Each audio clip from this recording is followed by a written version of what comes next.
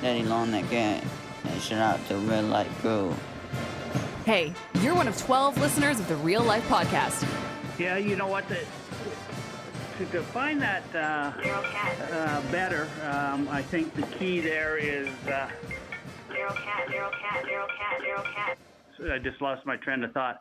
Episode 134, Nation Real Life, and there's one extra seat at the table this week. Wanye, Jay, Chalmers, Bag Milk. I'm Tyler Yaremchuk, and the legend that is Kelly Buchberger joining us at the Little Brick Cafe. Kelly, how's it going, man? It's going great. I'm happy to be here with you boys. Fantastic. When we put this out on social media, we got a ton of people submitting stuff saying that they've named their dogs after you. People, a bunch of weird stories that maybe we won't get to. Some very strange ones we can't share. Oilers fans still love you. And how about this? This weekend, 2 days ago, my sister married a guy who is named after you. His name is Kelly Chapman.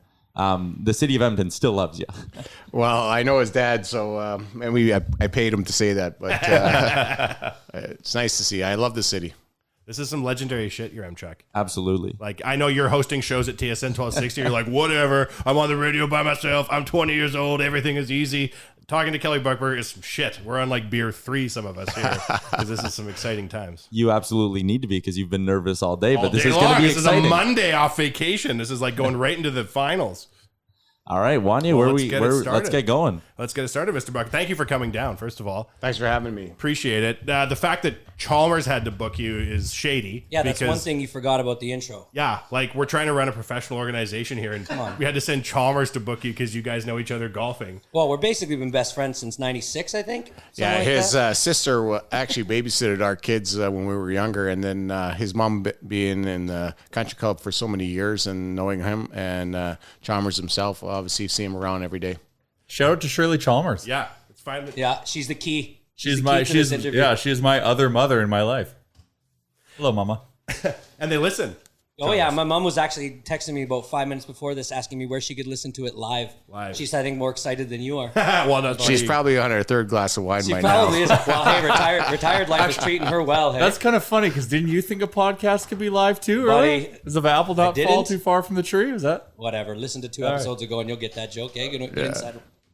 Anyways, luckily, no one's listening to any of this, and that's okay. So don't worry about it. It'll be all right. No. So Mama Chalmers is jacked. We're all happy to have you here. I'm glad you said yes. Yeah, and people who come on Real Life, generally what we want to try and talk about is like their entire life, like their career, not just like the current news of the day. But a lot of times you don't get to talk maybe about like minor hockey and the come up, playing in junior. You're a Moosejaw Warrior. You can see the Smitty jersey on the wall. You're in I Warriors just seen country. that. Yep. This sign here we stole off the Crush can before it got knocked down.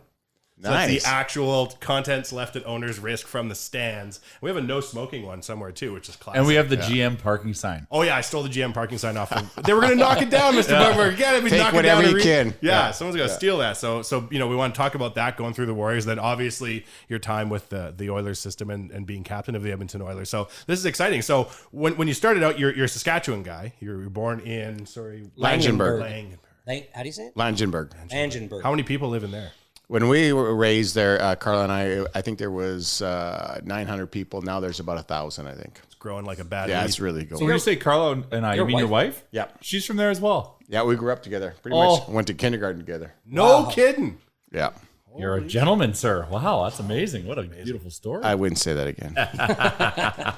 So playing minor hockey out there, and like when you first got started, were you playing in minor hockey in there in? Yeah, I started there. Actually, we lived a block away from the rink, and so the rink was always open, so it got as much ice time as I wanted. And like you live in a small town, and you only have one team per age group, and I think we had 8 players growing up that played consistently throughout everything.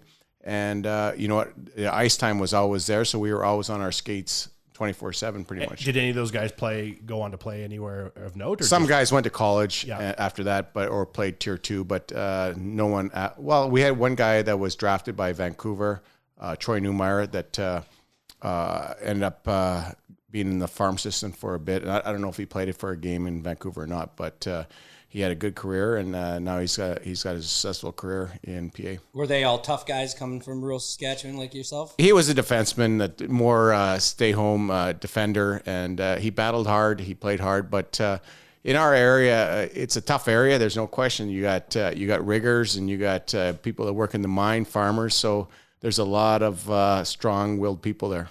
Nice. When you were playing those games, a lot of times playing on the road, I assume you're driving all over Hell's Half Acre to play those games growing up? Yeah, we were. You know what? With that team, there was probably 4 towns in the surrounding area that we'd play consistently all the time throughout the season. And then we'd join up we'd make an all-star team and go to tournaments into Regina or Winnipeg, Saskatoon. And we usually just traveled with 10 players all the time because they would grab like 1 or 2 players from each town. And we'd go to, like, let's just say Saskatoon or Estevan and play. And we always had success because, you know, we played hard. The commitment from families that live outside of big cities is for minor hockey is just unbelievable. Like, my brother lives in a small town, and, you know, where in the city you can just go to you just go to an arena in this north end. It might be 25 minutes away. Sometimes these guys are driving like 3.5 hours to get to a game on a Saturday or Sunday. Not so much when I was growing up. We stayed in our area, but okay. Now if the kids want to make it, they got to move on. And that's what happened with me when I was 14. I moved to Moosejaw to play. There was no AAA back then. It was AA midget, and that's where it all started. So you played midget in the job before getting drafted by the Warriors? Yes, I did. I actually went there and played for the Playmores, and it was the first year for them. And you know what? I still actually keep in contact with a lot of the players that played back then, and I think that was in '82 or something like that in midget, and it was a strong bond. And then that team kept going, and now it's the Moosejaw Warriors AAA team. So. Yeah. How was life in the Jaw in those days? Well, I didn't know anything different. I thought it was a huge city coming from Langenburg. So, you know, they have 4 stoplights. Yeah, unbelievable. Yeah, and a lot of crosswalks downtown. But it was great. You know, we lived with some great people. Where'd you go to school when you were there? We went to Peacock. Okay. Yeah, not so hard. Peacock. Not so hard. Yeah, okay. So did you live with billets at 14? Yeah, we did, yeah. So did you live with the same ones through your whole WHL career there? No. Unfortunately, I got kicked out a couple of them. So. No way. Did you? For doing what? I have no idea. You don't It's all remember? political at that stage, eh? Moosejaw politics, Chalmers, is too for much chicken. quagmire. For You worked working out too the hard and being curfew- too good of a leader. That's right. Yeah, The working curfew was hard. too early. The curfew was way too early. Yeah. Oh, we're on Mountain Standard Time here? I had no idea. We had a buddy who played for the Warriors, and we used to come down and corrupt their curfew as much as possible when we were down. And Who was that? Brian Sotheby. Oh, yeah, I know Brian. Yeah. So he's a Warrior alum, just like yourself. He just made the wall this offseason. He did just make the wall. Yeah, He'll be staring down at Moosejaw Warriors for eternity. that's awesome. Good for him. So kind of walk us, because like I can talk about Moosejaw for hours, but walk us through like just the WHL experience for yourself, because the WHL, especially like then, was like the wild, wild west. Well, you know what? It was tough, and we were an expansion team. We came out of Winnipeg, and I think we only kept 1 player from Winnipeg's team when we went into Moosejaw, and it was tough. Like, but we had some great assets. We had Theron Fleury, Mike Keane. Who else made it from there? Lyle Line, Jim McKenzie, and I'm probably forgetting some guys, but we had an unreal group of guys. We were young and inexperienced throughout the league, but we found a way to battle. And if you look at the development that the Moosejaw Warriors did in those years and to produce NHL hockey players is unreal. If you go through all the players and you go through the alumni that played in the NHL, which you mentioned your friend, he came probably 10, 15 years later. But I think that you're talking to a great organization that developed a lot of great players. It's interesting when a WHL team gets a Kelly Buchberger, gets a Mike Keane, they're repping you as like the prototypical Warrior for the next generation. Like, I know when Suds was going through the program, they're like, if you block shots with your face, you too can be Kelly Buchberger one day. They're like, okay, fine, here comes the blockings. Yeah, those times changed though. But you know what? We had it was tough, I think, through the whole organization. The 2 years that I was there, the funding wasn't quite right there for us, and they battled through it. And good for the town and the city of Moosejaw that they created a great franchise, and now they have a beautiful rink. I don't know if you guys have been in the rink the lately. new Crush Can. It's probably one of the best WHL arenas out there right now. Well, but let's also talk about the Crush Can, because that was also one of the best arenas in the WHL. How was it playing in that intimate setting? It was great, actually. I had 2 dressing rooms. I had the Moosejaw Warriors dressing room, and then I had the Krusty Canucks old timers dressing room. We've been in that one. What is this? That beer fridge is something else. I had a stall and exactly by the beer fridge. It was excellent. So I used to play twice a day. Oh, Krusty. So for context, the Krusty Yeah. Canucks are just like this like OG crew of hockey guys that play hockey. Like they have like Wednesdays at 2 or Fridays at 3. Right. But they got a dedicated dressing room inside the arena. The arena let men's league teams that always played have their own dressing room, which is such a cool thing, right? And they party there all the time. All the old boys are in there that used to play for the Krusty Canucks. They come down after games. Yeah. So and you have were a beers. ringer for these guys? Oh, I'd just go out after our practices if they were going to practice, and I'd just go because I was friends with some of the billets that were playing in them, and it ranged from one guy was 91 years old coming in from a farm area. I can't remember the town, and then probably the oldest guy was probably 40, 45. But it was a great atmosphere in there. They had a lot of jerseys hung, and that was their home. That was their home away from home. When the Warriors drafted you and you came to your first camp, how old were you? Actually, I wasn't drafted by the Warriors. I was with the Pats at that time, and you got listed back then. And then myself and a couple of guys got moved to Moosejaw throughout the summer, and then the Troy Edwards and I can't remember. So you were drafted by the Pats and then moved. You really weren't drafted then. You were listed. Okay. You were put on a list. I gotcha. Yeah. So when you showed up at camp, did you know that you had a spot then on the team? No, not all. Actually, I played for the Melville Millionaires the year before. Yeah. How old were you then when you were playing? I was 15. So your first year as a Warrior, you're 16. Yeah. Or 17. Okay. And then got drafted that year, and from then on, it just went from there. Was it when you took the ice for the first time as a Warrior, were you like, oh man, I've arrived? Like this is happening. Well, it was unreal being part of the whole thing, and I knew Theron Fleury because he grew up not far from where I grew up, and he lives like 15 minutes away from me. He's just on the other side of the border, the Manitoba border. So I knew him quite well. Spent a lot of time with him, and then Mike Keane. I really didn't know Mike, and we played on the line off and on together, and we had some success. And if you play, I honestly think. If you guys are too young, but to watch Theron Fleury when he was in junior hockey, he probably was the most exciting junior hockey player I've ever seen in my lifetime because he wasn't scared of anybody. It didn't matter who he was. He was back then. He was probably only $130, and how small he was. And no, he's blowing up a little bit right now. And he was just so exciting to watch. He had so much energy, and he was so skilled. He can make things happen. And, it was a privilege to play with him and being a good friend of his. Well, I remember he was like, when watching the Battle of Alberta's, he was always, I used to love watching him play because I just liked little guys that could, were feisty and could do anything.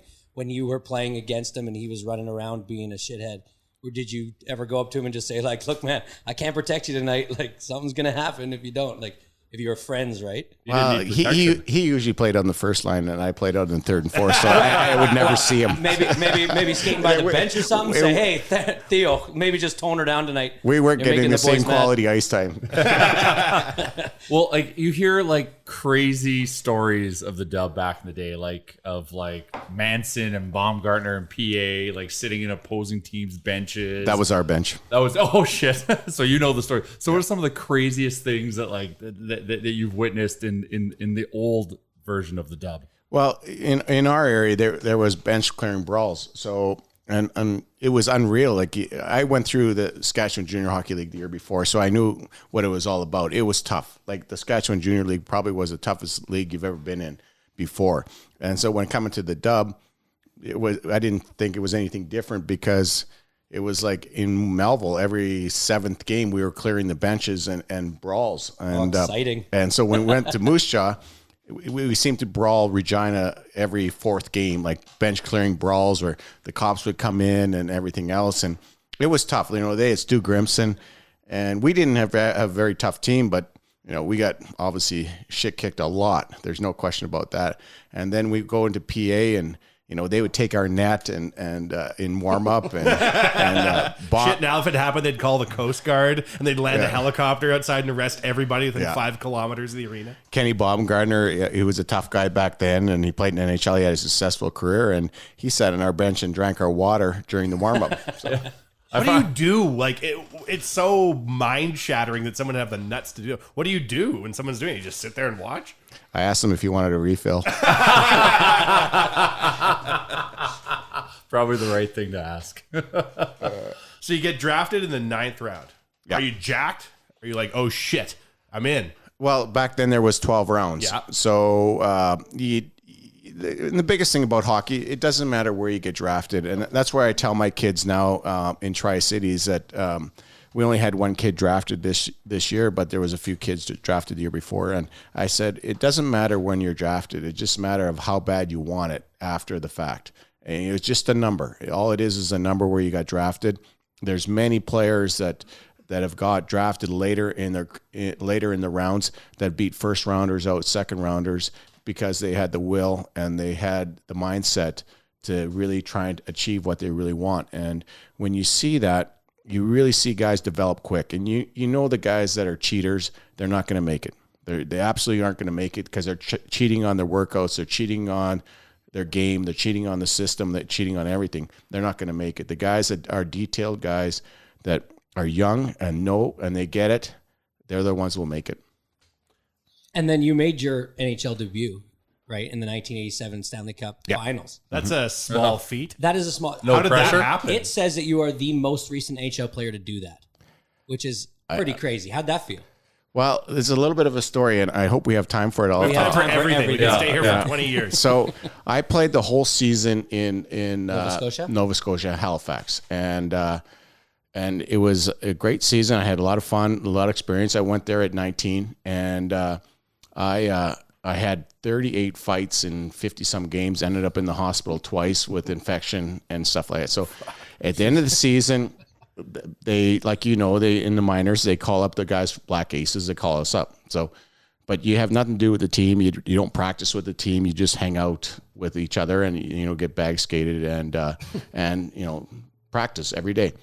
So we were there for the whole playoffs, and then there was rumors maybe they would put me in, but I was never skating with the team or anything. So I'm like, okay, whatever. We're just going out every night in Edmonton, and from Barry Tees to sidetrack, and I could go on and on and on. And you had no responsibilities. You're just here to hang. Yeah, That's Black Ace life. Yeah, and we had a great time. But what happened was the night before the first game, the Stanley Cup Final, I had some buddies from Saskatchewan come up. And I said, they're Cowboys and they're small town guys. Let's go to Esmeralda's. So Ezzy's on a Tuesday? I have no Doesn't idea. matter. Hey, when you're a Black Ace, it doesn't matter what night it Every is. night is Eddie's and Tuesday. Every night is a When you're Black Saturday Ace, night. Kelly Buchberger. So we went out and we partied all night, and I think I got home at 4:00 in the morning or something like that. And so I go to the rink in the morning, and we had practiced at 8:00, the Black Aces. So I got a good 4 hours, which isn't bad. And then Sparky was there, and Sparky goes, Bucky, Slats wants to talk to you. And I had no equipment in my stall. And I'm like, oh, fuck, they caught me. They probably know that I was out and stuff like that.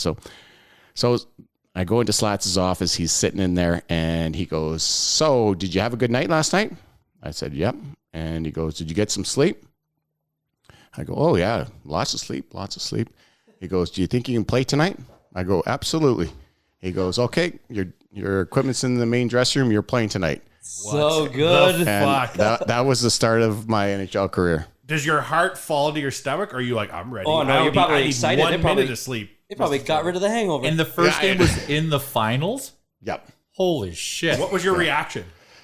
Well, it was one of those things where I heard maybe, but you're a Black Ace. You never practiced with a team once, and it ain't going to happen. And then obviously it happened, but I was just so jacked. I ended up going practicing with the team in the pregame skate, and obviously couldn't sleep in the afternoon. And then some of the guys are going, what are you going to do? You're out all night. I'm like, I know. I'll figure it out.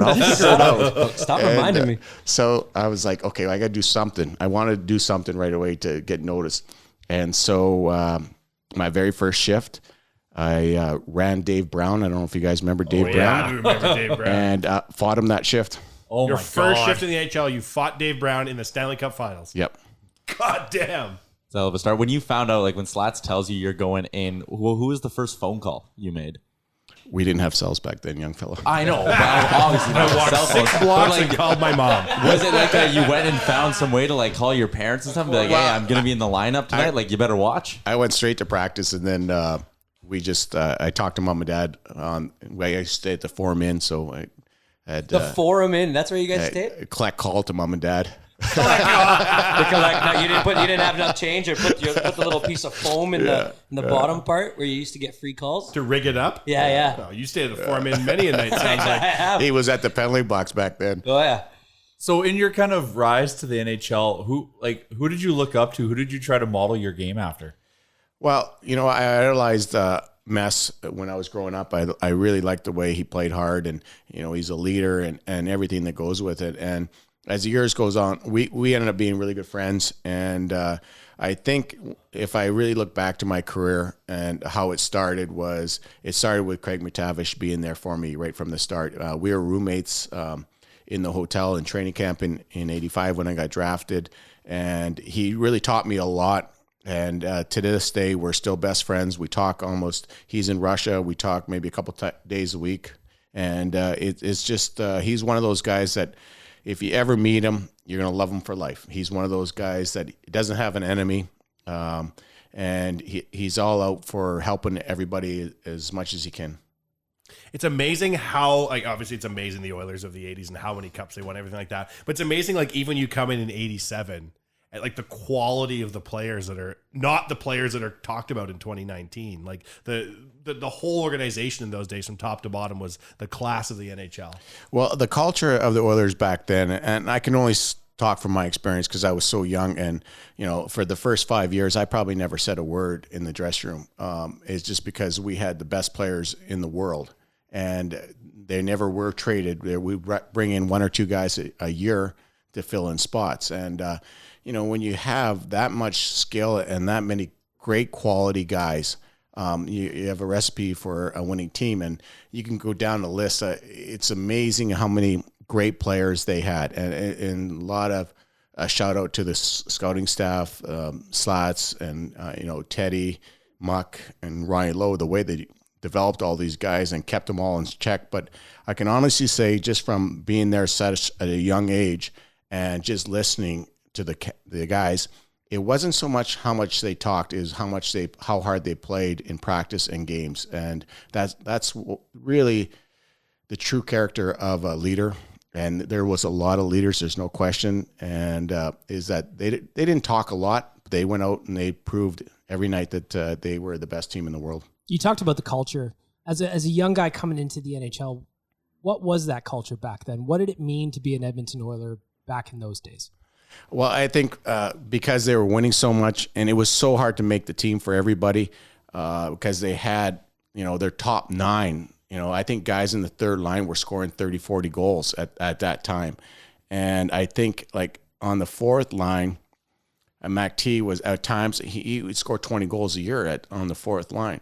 And there was always tough guys, but I just think that it was a family. It really was. And you talk to anybody that have won, and you'll talk to players from St. Louis this year that they won. It was family. They were tight. They would do anything for any, and that goes for everybody, any sport, baseball, football, and obviously hockey. But it becomes a family, and you're tight, and you'll do anything for each other. And it doesn't matter what happens off the ice. You help them out, and it didn't matter. I remember guys driving guys home, that left their cars in the bar many nights, 3 nights in a row at times. Can you believe that shit? Yeah, I believe that. So, but the culture, I think, was unreal back then.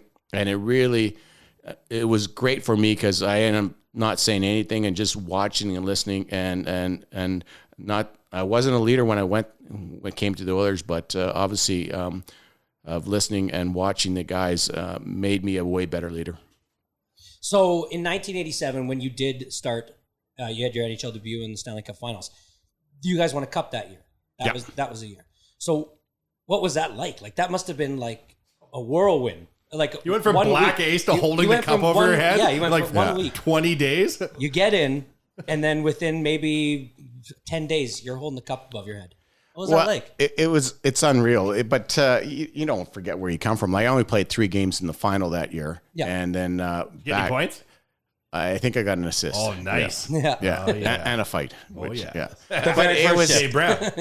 But it was one of those things that it would just happen really quick, and you're in the moment, and you're part. But I'll honestly say this, that when I came and I got to play with them, they didn't treat me as a first-year player or rookie. They treated me as one of theirs. And it was unreal. I remember after coming back out of the penalty box onto the bench, and Paul Coffey looked at me, he goes, "You just got yourself a ring."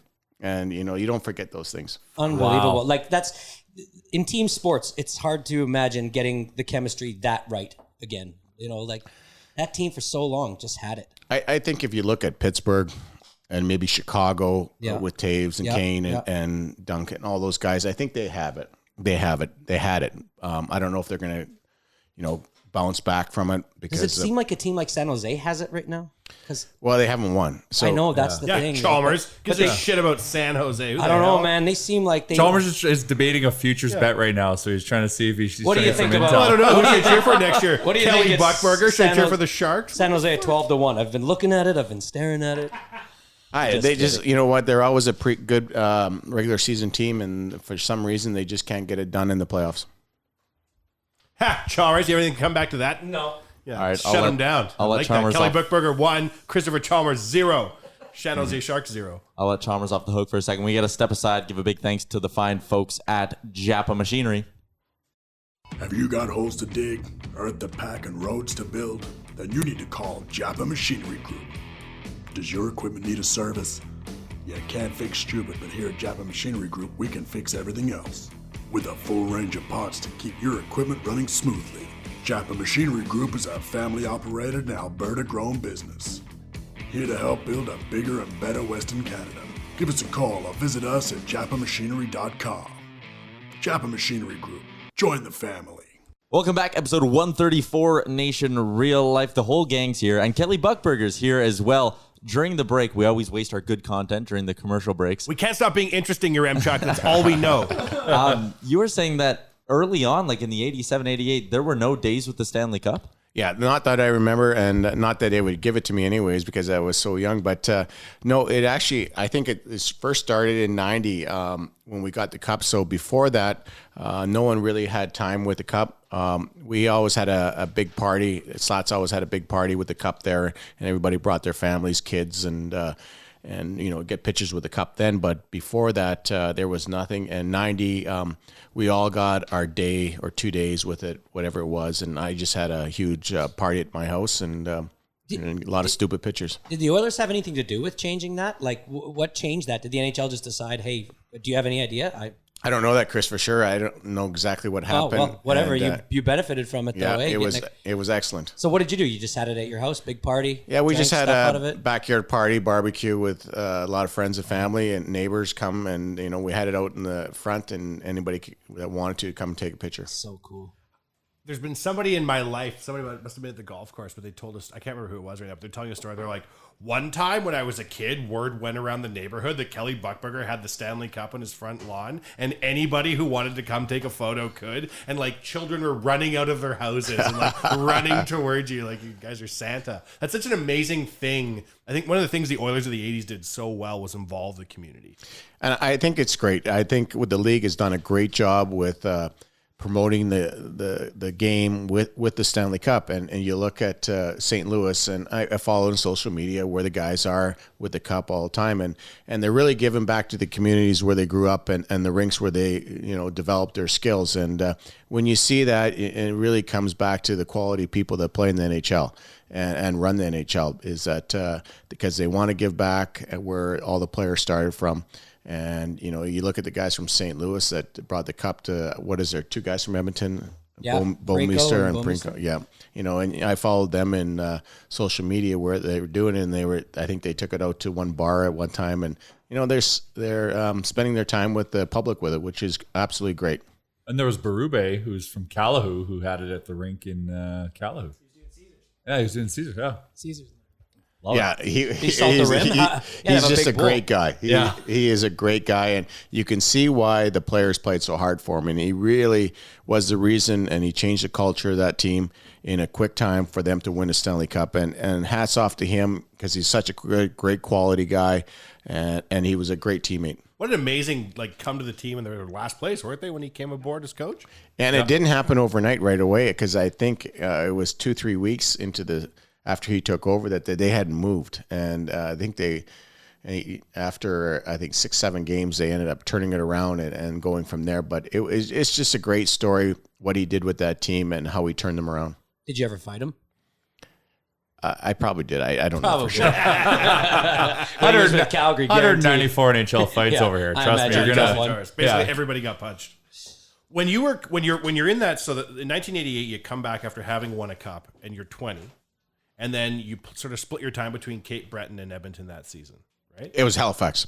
Sorry. You're going back and forth between, so you get the long ass flight every time you get sent down and called up. I think I got sent down 8 times. Holy shit! What was the flight? Halifax, Toronto, Edmonton? Yeah, exactly what it is. Yeah. Christ, unbelievable. I used to always wonder, like, Cape Breton's like in Halifax too, like the far eastern tip. Like, what genius set that up? We're like, you know where we'll put them? The far east end of the whole. But there was a lot of teams, like Calgary had their farm team in Moncton back then, and Quebec, they were in Freddie, and so there a lot of teams were in that area. Good fans, and yeah, actually we drew very well, and I think they still play in the same arena that we played in back in. The Mooseheads play there, yeah, in 80, 86, 87. So you split your time in 88, and then you made the Oilers full time in 89. Yeah. And so when you came back then, like, what was your approach? You're like, okay, now I'm 21, I know everything, I'm seasoned, I'm an AHL vet, or were you like, this is still the Edmonton Oilers Hockey Club, and I'm starting from scratch? I think from being taught at a young age with those guys,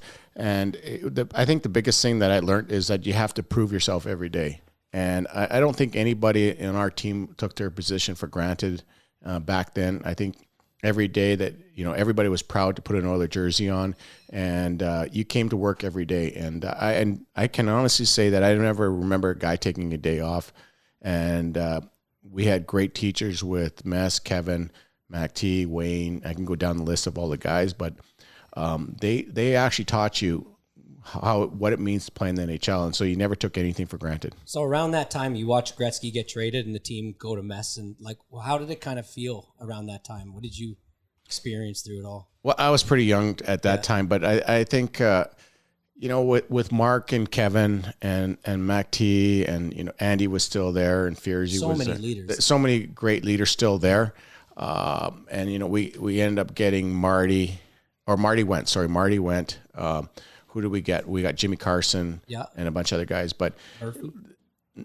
No, Murph came from Detroit. Yeah, he came. Carson. Yeah.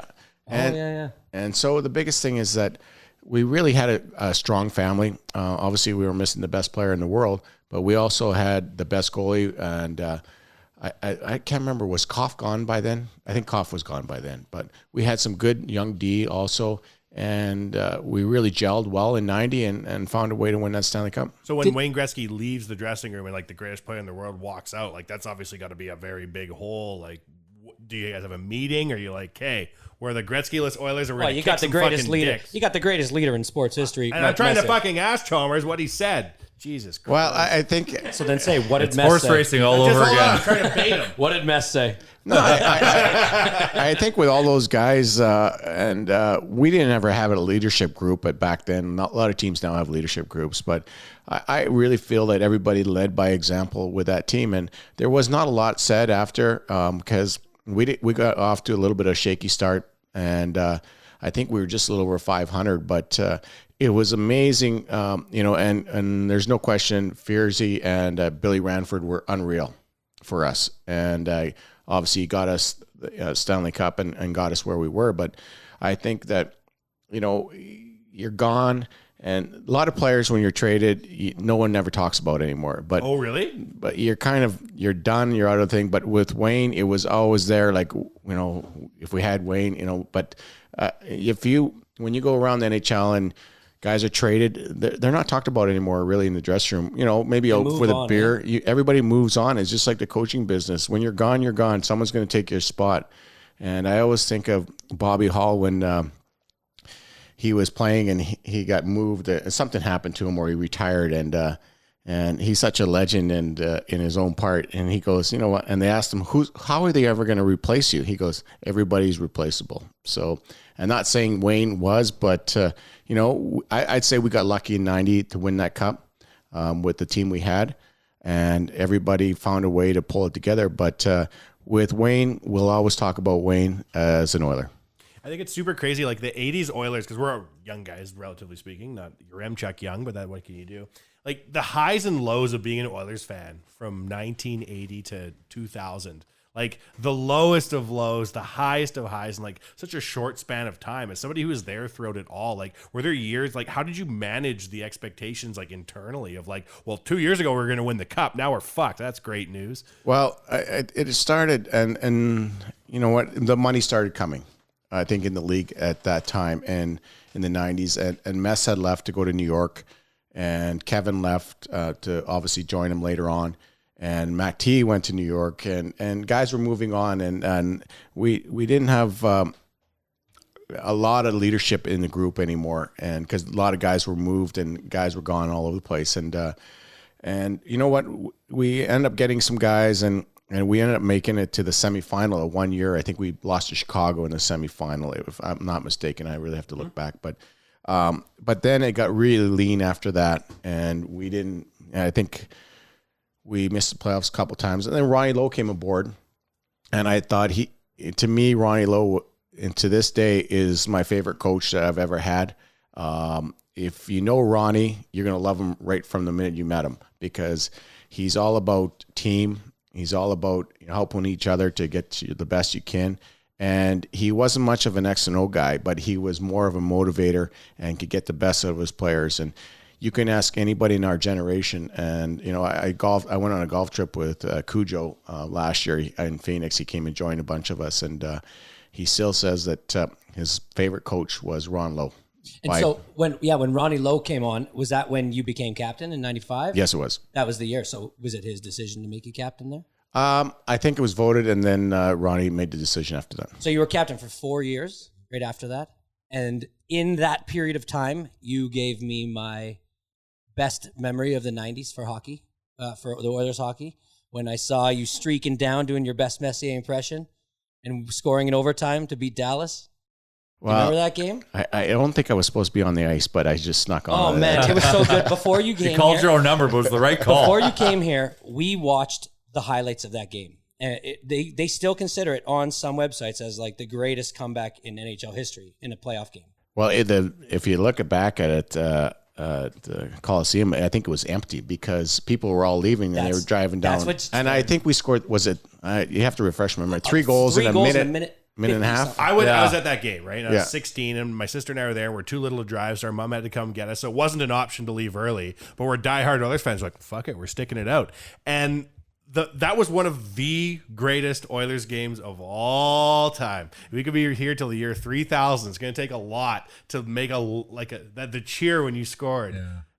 Man, that'll get me through 10 playoff-less years, just remembering those things. It was one of those games that, and I think, was it this year that some team came back with 3 goals? Yeah, Vegas or San Jose did Vegas. Yeah. Oh, your favorite Chalmers, the San Jose Sharks. Yeah, they did it. What were they down 5-3 or something? 5-2, and they shady goal. And there was a 5-on-3, right? Or for 5 minutes. 5 minutes, and they scored 5 goals or something. It's easy when you have a 5-on-3 for 5 fucking minutes. Try doing it where Mike Greer had to score the weirdest goal I've ever seen, where he took a slap shot into the ice and the puck skipped up past whoever it was. Like in that game, because it is iconic, especially for Oilers fans during that time.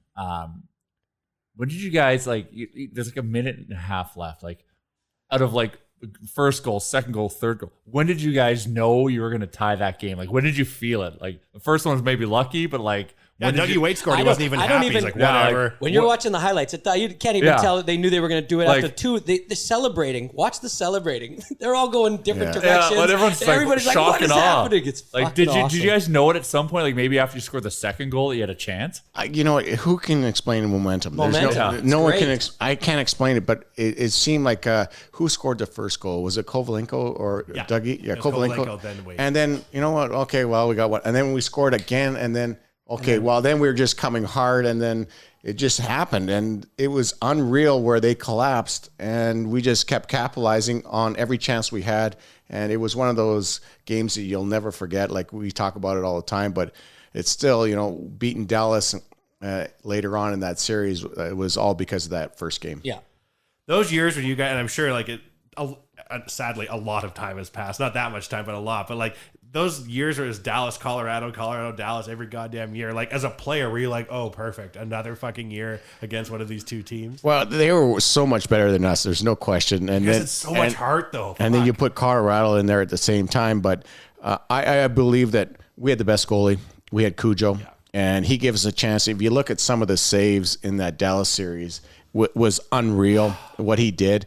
And going back to Cujo, did you guys read his book? Yes. Okay, he's just an unreal person. Guy. Yeah, just a great person, and the way he come out of all that and to be the player he was and the person is even bigger. And you know, he to me, he's just one of those great players that you meet in your career that you'll never forget.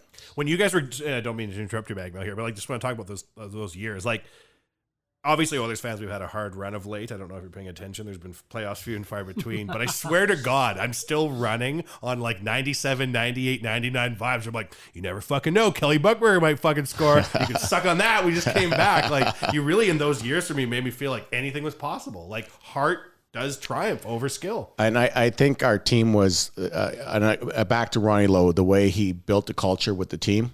If you didn't work hard, you didn't play. And this is prime example. We went into the playoffs. I can't remember what year. And we had a meeting the night before the first game. And he said, listen, if you're not accountable and you're not buying in, you're not going to play. And after the first game, he didn't dress your favorite player right here, Ryan Smith. Excuse me? Yes, he didn't dress him. If you were anybody other than Kelly Buchberger, I would say, sir, you are wrong, but I believe you fully. I think he scored 40 goals that year, and Ronnie didn't dress him the following game. And then the next game he played, and he scored 2 goals. That's how you bounce back, Smitty. That's how you coach. That's what I'm talking about. Yeah. So, sorry. No. Go ahead. No, I'm jumping in. No. Jump in. I'm an emotional interviewer. Go ahead. I'm going to build off it. Go ahead.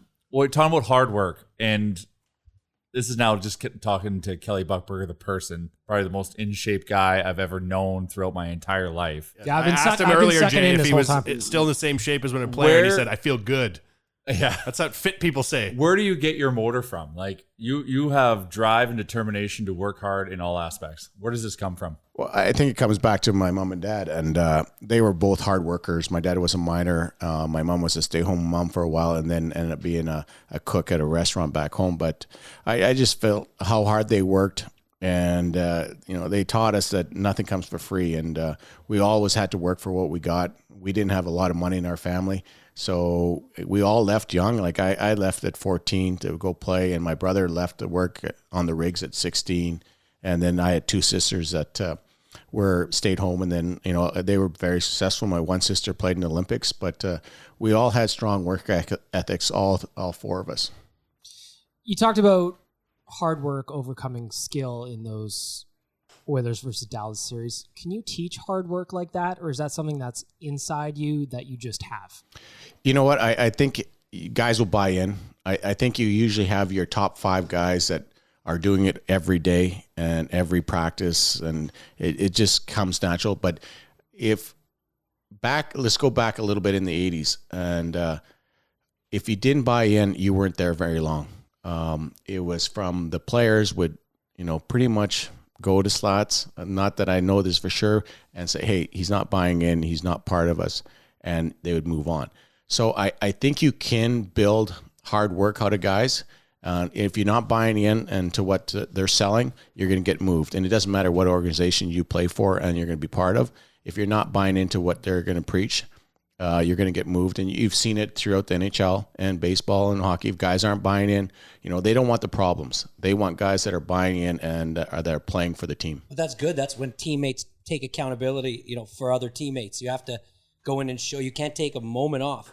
When the coaching staff leaves, you've got to continue to work hard, even if you're just with one other teammate. Like back then, that must have been a big deal. I think it was because the culture back then was unreal. Like the guys, we didn't really have a gym back then. I remember the Oilers, when I first came, they had a universal set with a couple bikes, and all the guys just used to hang their clothes on them back then. That'll do, boys. That's all you need to get your start. So, but we did a lot of our conditioning on the ice. Like we practiced hard. Back in the mid 80s when I came, our practices were hard. Like guys would get traded to the Oilers and they couldn't keep up in our practices because they were high pace, a lot of movement, and and we didn't play a trap. We played a 2-1-2 the whole time that I was with the Oilers, and so you had to skate and you had to move, and our practices were designed around that.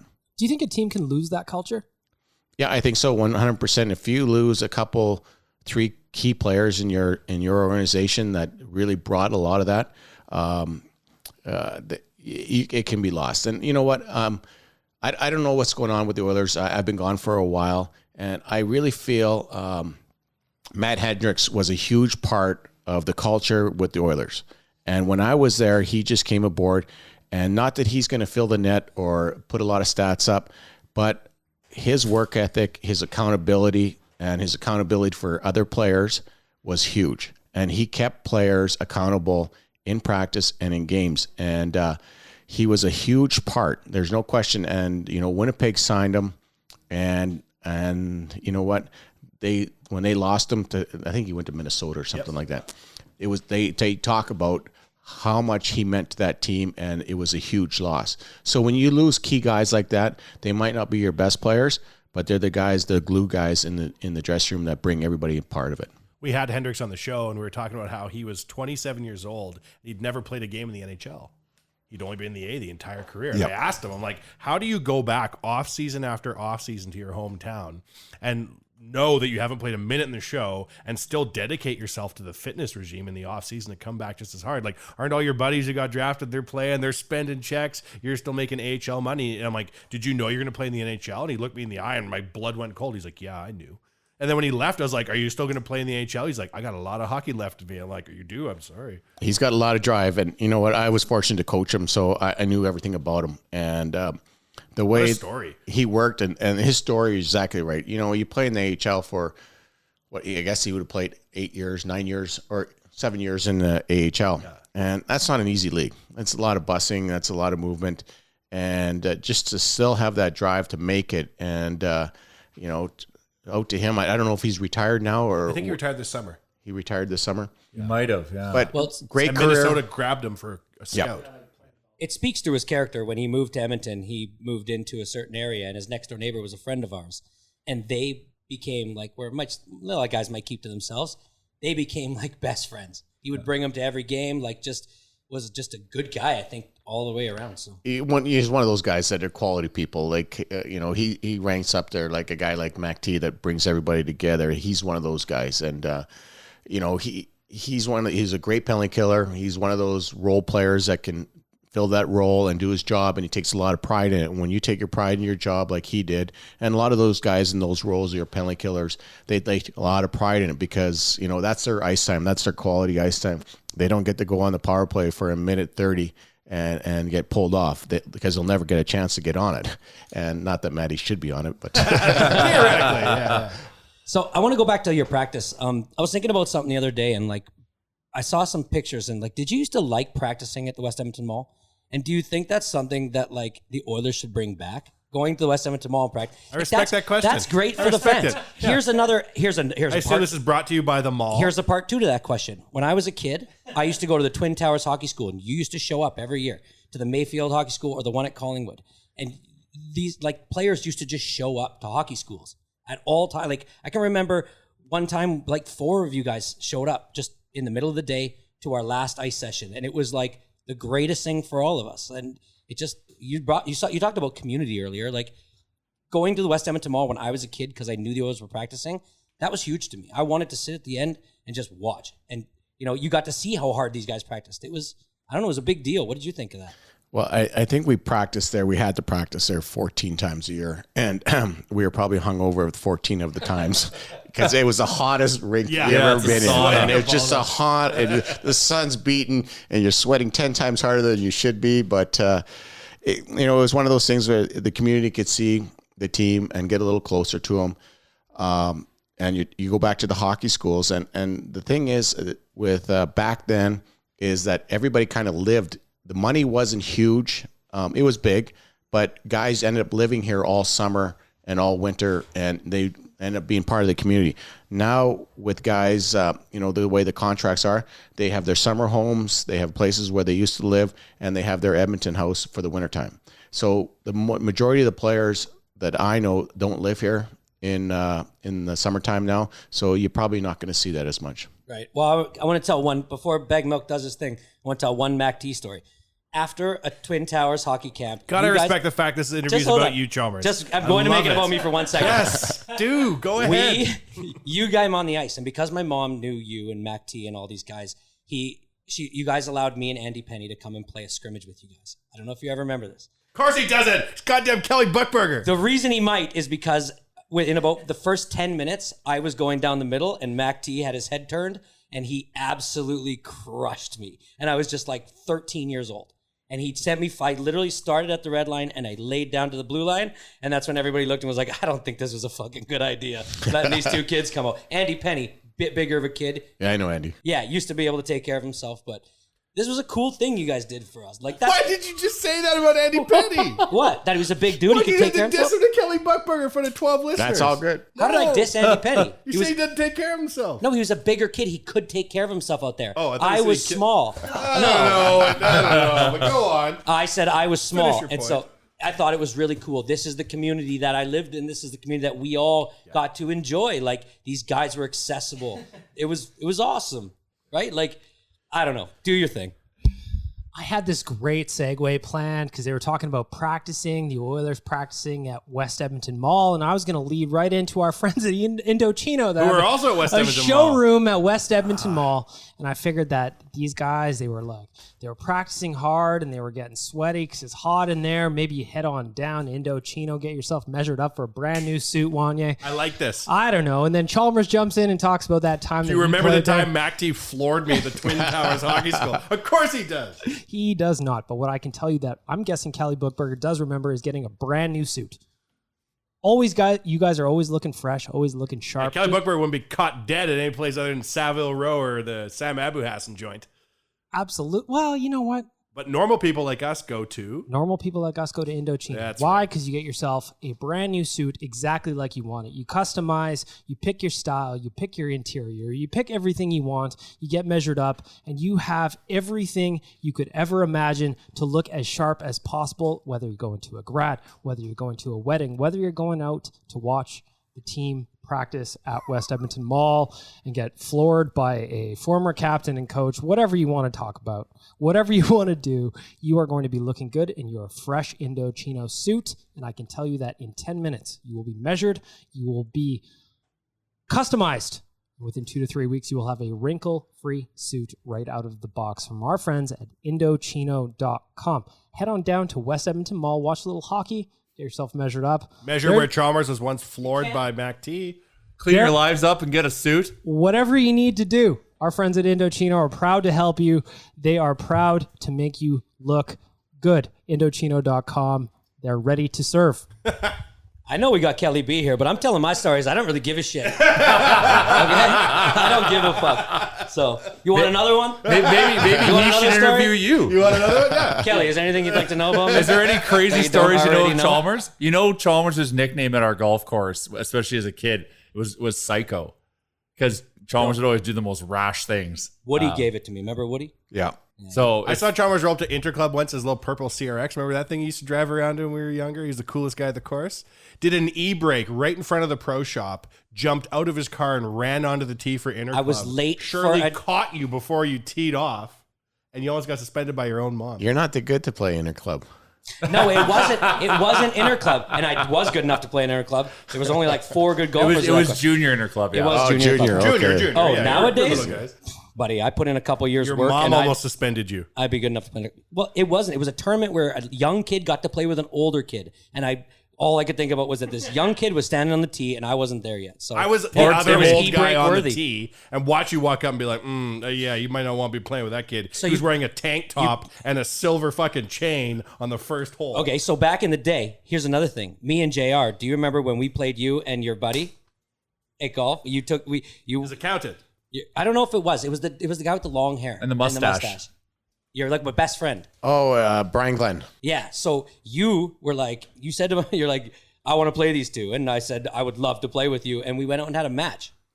Of course he doesn't remember this shit, Chalmers. God You're damn it. describing the highlight Just of your pretend life, you do. and Kelly Buchberger is being described an unmemorable day of his very memorable life. Since we're making this about ourselves, there's a limited golf story. Kelly invited me to golf with him and Ryan McGill. Whoa. Yep. And I wanted to impress him so bad because I was a junior golfer and I was okay at that point, and he was nice enough to invite me. I'm like, I got to show him that I can hit bombs. And I tried to fucking murder every drive just so I could hit Nice. one good one to show Kelly Buchberger I could hit a ball far, and I fucking hit everyone horrific, and I was embarrassed the whole round. Well, if we're making it about us, I also want to mention that we took a picture together at Carnival of Champions way back in the day. Nice. I assume you remember that as well, just like you remember the thing. Another community event that I wish they would just bring back already. Well, that's true. Carnival Champions. That's true. That was a great event back in the day. That's true. Yeah, they did a great job of that. And you know what? I think they ended up getting that from Philadelphia. Philadelphia did a great job of that back in the day. And I still don't know if they still do it, but they raise a lot of money for charity and it goes to a great cause. So you've been involved in the NHL. You were talking about a little bit earlier, like the transition from medium-sized business where you're like, hey, I own the Oilers. I own like a couple Ford dealerships and maybe a meat packing plant. And now you're like, hey, I own the Maple Leafs. I'm like the Ontario Teacher Pension Fund. Like the money in the NHL has changed dramatically during your time with the sport. Yeah, it hasn't. And it, you know what? It's great for the players. We're all happy, the guys that played in our day, for the players now, what they're getting. And it's just the game has evolved huge now. It's a business. I remember when I first started with the Oilers, I think they had maybe 10, 15 people working the office, maybe. And now, what is there, 300 or 250, 300. And it's just amazing the monster they've built here. And you know what, even though we've had some lean years here in Edmonton and the fans have been just unreal, like the most dedicated fans, I probably think in the league. I'll be a little biased about everything, but you know, we haven't had the success that we want, but the fans are there every night. And you know, you hear people grumble in the golf course or in the lounges on that, the internet as that we do, I'm going to give my season tickets up, but they don't. No, they don't. Never do. I think like, so I started watching, I'm making about myself now, Chalmers. I started Not a shoveling boy. See, you're getting it. shoveling all my neighbor's snow, Shit. Mr. Buchberger. Shoveled all my neighbor's snow when I was 13. Mr. about one Buchberger. season. Fucking show respect. Not my best friend, you piece of shit. Let me finish my story. It's Okay, a go. nice story, It Chalmers. is a great You probably story. aren't around positive conversation much because you're so fucking about All you. right. But I got some snow shit. shovel seasons. Bought a season ticket to the Oilers, 1994. Shoveled all my neighbor's snow. Went with my old grandma. She was 88. I was 14. Okay. So I got involved in 94, right? That's like the lean years, right? And it was astounding to me how you guys picked it up from 94, like a low point, to 97, 98. We're in the playoffs. We're shooting and scoring. Like this is good times are happening all around us through to about 02, 03. And you left to go to the Thrashers in 2000. And I remember being like, well, shit.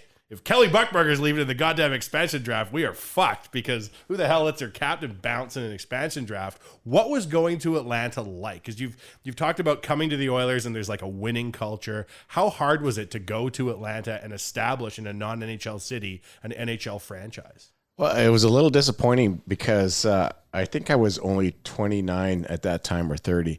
And the Oilers pretty much just give me away for nothing. Bullshit. Yeah, it was for nothing. Our captain. Were you, like, we can talk about this now, statute of limitations. Were you mad? I was fucking mad as shit. Well, actually, I never got a phone call from Slats till later on, and he goes, "Hey, Kelly, I know you're you know that you're going to get picked up by Atlanta and going on." And I was like, "Well, why?" And he goes, "Well, we're moving, you know, like they always say, we're going in a different direction." And I'm like, "Okay, well," he goes, "Good luck with everything." And it was a really short call. But when I got there, Atlanta, if you've ever been in Atlanta, you fly into the airport. The airport is gigantic compared to Edmonton. Yeah. Like it's huge. And then the traffic. The traffic is unbearable. And that was back in year 2000. You're not moving at all. And we ended up going and finding a house. We bought a house there, but it was the team was unreal. We had a good general manager with Donnie Waddell. We had a rookie coach with Kirk Fraser, and we had a lot of misfit guys all over the place that were filling guys in the NHL. And we had just a terrible, terrible season. I left. I got traded at the deadline. We only had 12 wins at that time, and they finished with 13. They got one left. Like it was hard for everybody, and it was so hard for the players and the coaches, but it was probably harder for the organization, for everybody, because you know they sold out, but we weren't getting the results that they wanted to. And then it was a great place to live. We lived there for a year. But the thing is, is still every day I'd look at the Oilers. Okay, well, how are they doing? Who's scoring? What's going on? I was more of an Oiler back then than I was a Thrasher. It's so interesting that you. I know. It's so I would interesting. listen to this podcast if it was available. It's interesting that you went through an expansion with Moosejaw. They were a new team, you said, when you started with them. Then you become a staple on a team for like 12 years. You're just, it's consistent. And then all of a sudden you're like right back to that expansion. Did it remind you back then? Did you have to think about like, okay, this is what we have to do again. This is the leadership I got to bring, or was it just totally different? It was totally different. It was just one of those things like we brought guys in from all over the place, so no one played with each other at all. And so I think every team was had to give up one player. So I can't remember the rule back then, but it is what it is. And we all kind of fit together. And you know what? I don't. Like I ended up scoring the first goal, and that was the highlight of my whole career there. And I was the captain there, and with everything, and it was a good experience for a while, but the novelty wore off quick. And when you're losing by 9 at times. It's really disheartening for everybody, and you can't even point fingers anymore because we're not that good. We weren't that good, and we couldn't compete with the division we were in. How was the city? You ever Magic City on a Monday, or what? What was it like? We found every part of that city. Did you ever go out in the clubs in Atlanta as a fellow baller and like run into Ludacris or run into like Atlanta Hawks who were like 4 Lamborghinis parked on the dance floor? Did you see the crazy ATL life? We seen it. We seen it all there.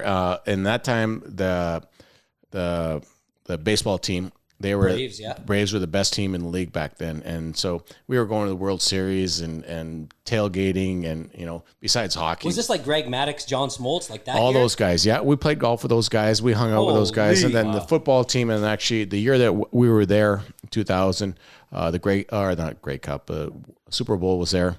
And it's actually a party city. Did you see any, like when you were in the clubs? Did you see rappers in there too? Like, did you see celebrities? Probably did. I was you in. Don't have to name names, you're in the VIP. Like I assume you're there with Jermaine Dupri dancing. There's a place called Buckhead there, and it's like White Ave on steroids, and so it's a huge party area. So all the athletes and entertainers and everybody are there. Because there's like the VIP scene of Atlanta that you just don't have in Edmonton, where you're like, oh, you can only go to that bar if you're like signed to a team or some shit. I played for the Thrashers. We didn't get in the VIP. I was gonna say you're the captain. You're the captain of the Thrashers. Yes, that's like, of course you did. Being an old lineman, pretty much in ATL, isn't it not? Like, we were bottom feeders back then. I'm sure you didn't get cheated. Does it double blow your mind then to watch the Golden Knights come into the league as an expansion team? You're like, what in the flying fuck are these idiots doing so differently? You know what? I think it's great for the game. No one expected it. There's no question. No one expected it, but it was amazing. You know what?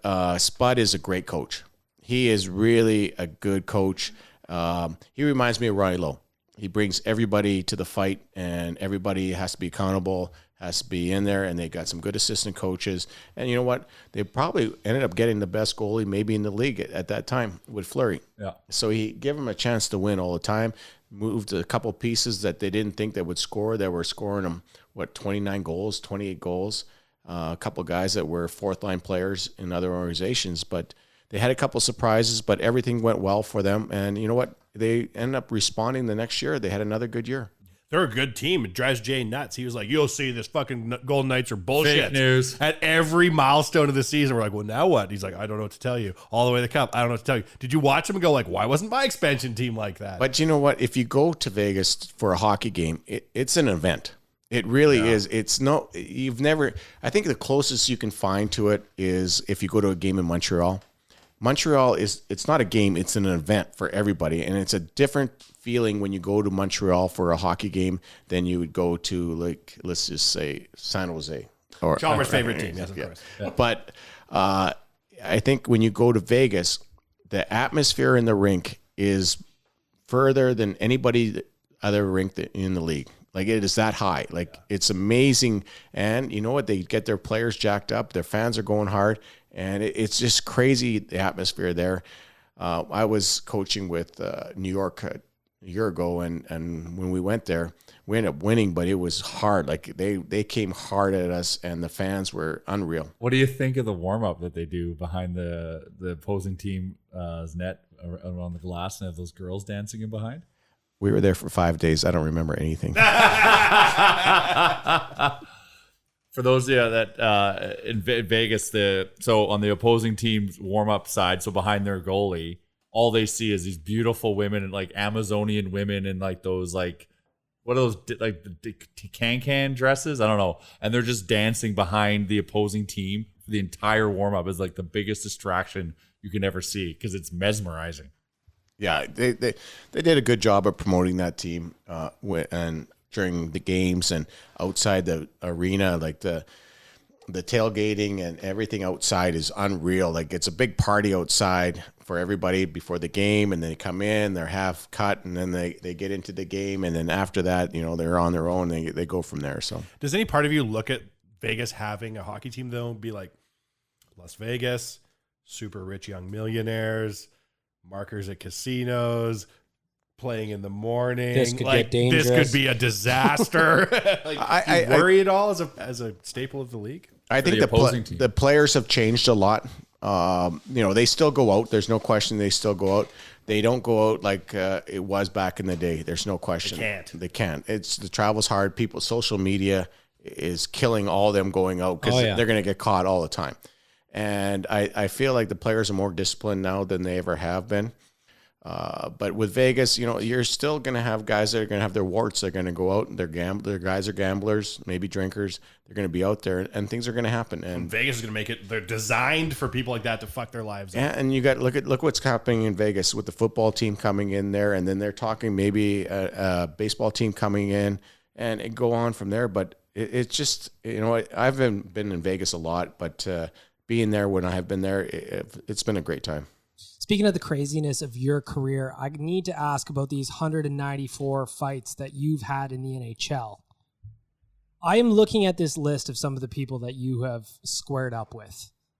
Where do you find the balls to go against a guy like Gino Ojic or Darian Hatcher or Joey Koser or Bob Probert? Are you shitting your pants when you're doing this, or is this just part of the job and you're doing what you have to do to stay in the league and do what you have to do to contribute to your team? I think at the start of my career, I had to do it just to stay in the league and prove myself, because back then you had 5 guys that did what I did in your organization. Now there isn't one, I don't think. And then it dwindled down from there. You'd have 2 or 3 guys, but I just didn't want to change the way I played. For my 18 years, I wanted to play the same way. And I ended up developing into a better player and, getting some better quality ice time, killing penalties, and had a couple good years. But it's one of those things that you just got to do what you're not comfortable, and hopefully it's an asset to the team.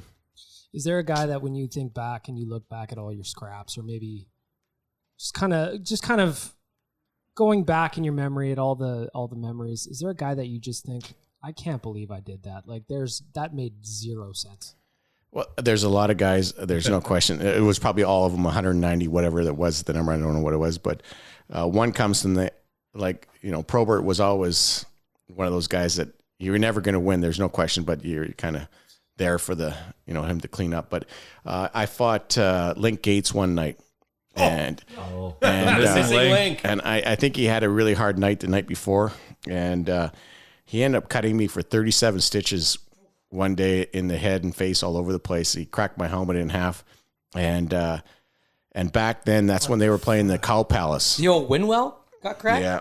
Those things are indestructible. I think that thing would take a bullet. So they were playing in the Cow Palace. It was their first year, and it was an old rink. Such a weird barn. The curtains everywhere. Yeah. And shit. And the visitor dressing room was up about 200 stairs. It felt like 200 stairs. Of course it was. On purpose. And after getting beat up and pretty much knocked out, you had to climb these stairs to go to the dressing room. Oh my God. And I think I might have stopped 3 times going up. And sit down, just think about things, or what? And then this is a little bit with the story with Link Gates, is that I'm like, so I'm getting stitched up. Slats is having a meeting with the team, and he pulls me in while I'm getting stitched up, and he's giving the team shit, said this is such an embarrassing, we lose to San Jose, going on and on and on. And then he looks at me, he goes, and you ever embarrass the organization like that again? And he goes, look at you, you're all bleeding all over the place, you're all stitched up. He goes, here's 500, go out and go get pissed.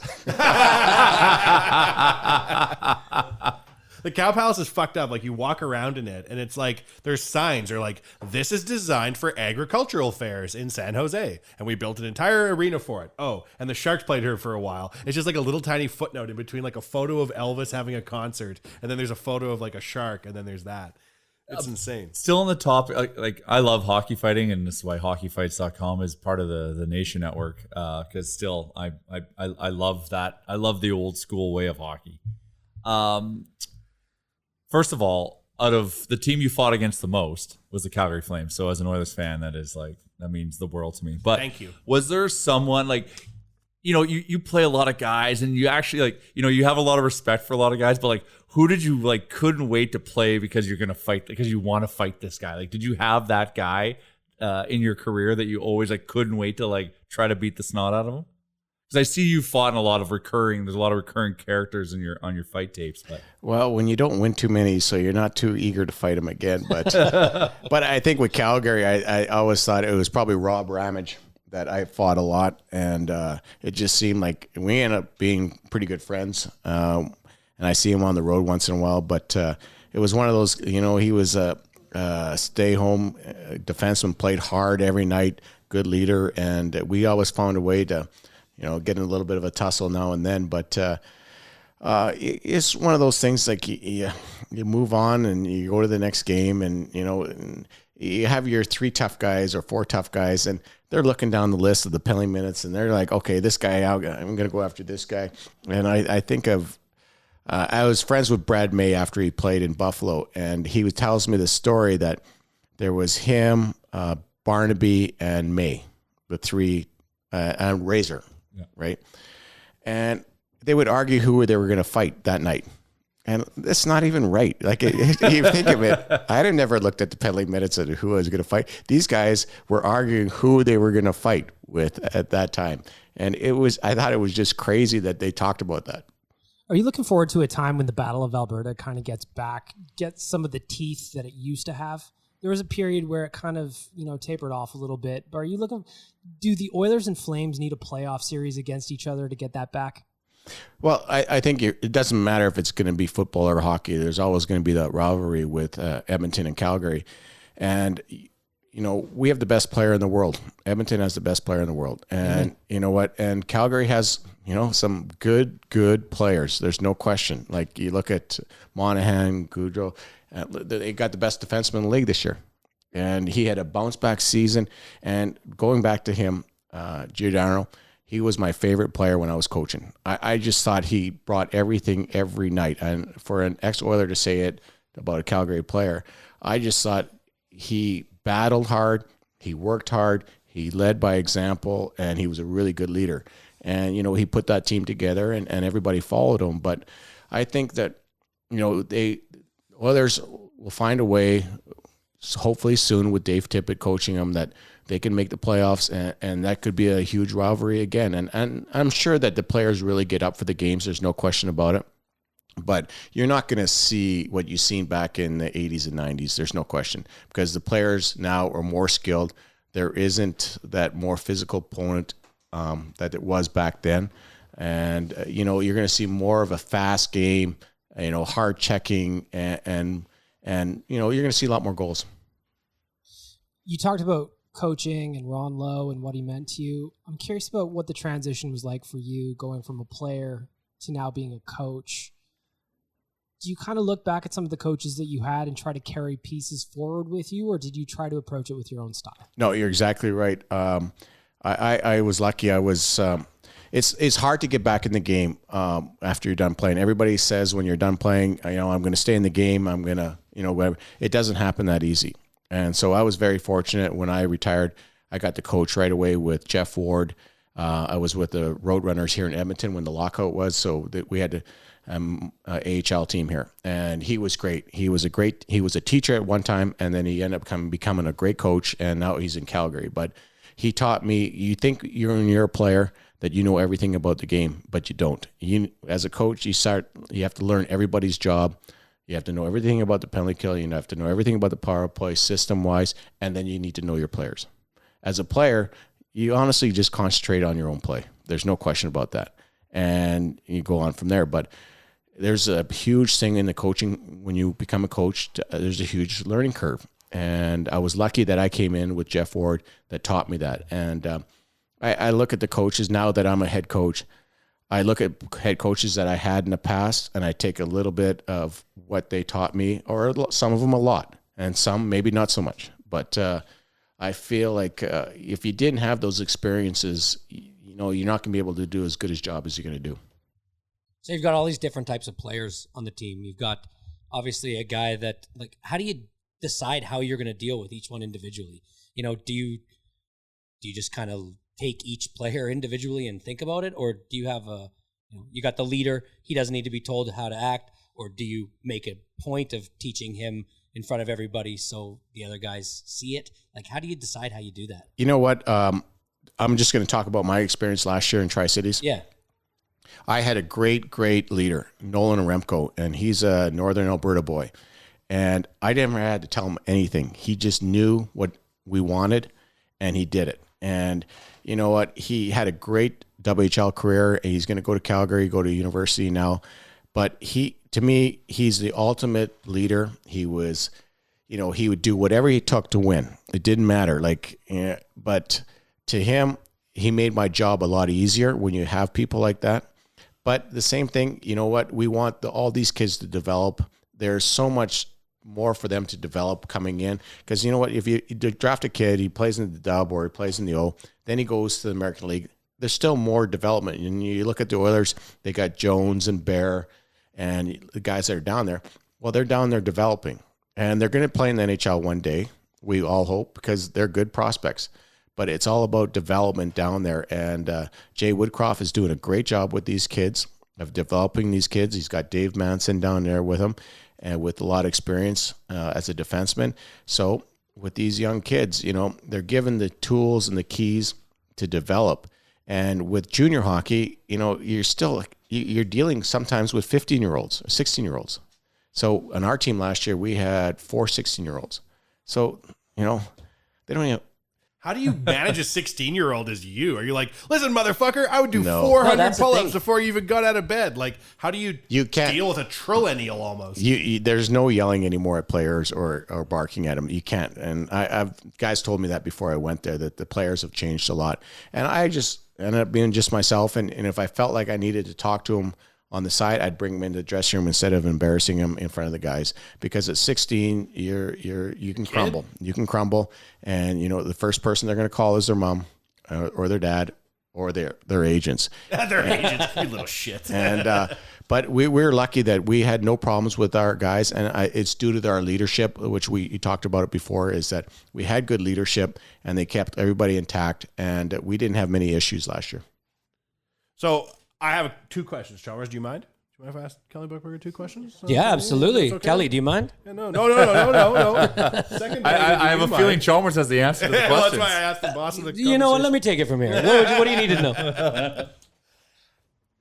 There are certain players who play for the Oilers. Oh, good And start. there are other players who are the Oilers. When I look at, like, having been an Oilers fan for a long time, I look at players that come through the years and, like, when you got dealt, I was supremely pissed because I'm like, this is fucking bullshit. Kelly Buchberger is the Oilers. When you came back for the strike shortened year, the year we lost to the strike, I was like, thank fuck this guy has come home. What does it mean to be an Oiler to you? Because we had one of the things that drives Oilers fans nuts right now, and maybe not so much in the last year, but like the culture of the team.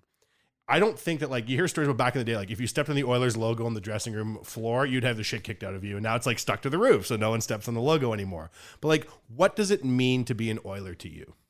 I think it means everything to me. I didn't know anything different than an Oiler. And because I came in and I played here for, I think I was in the organization for 13 years.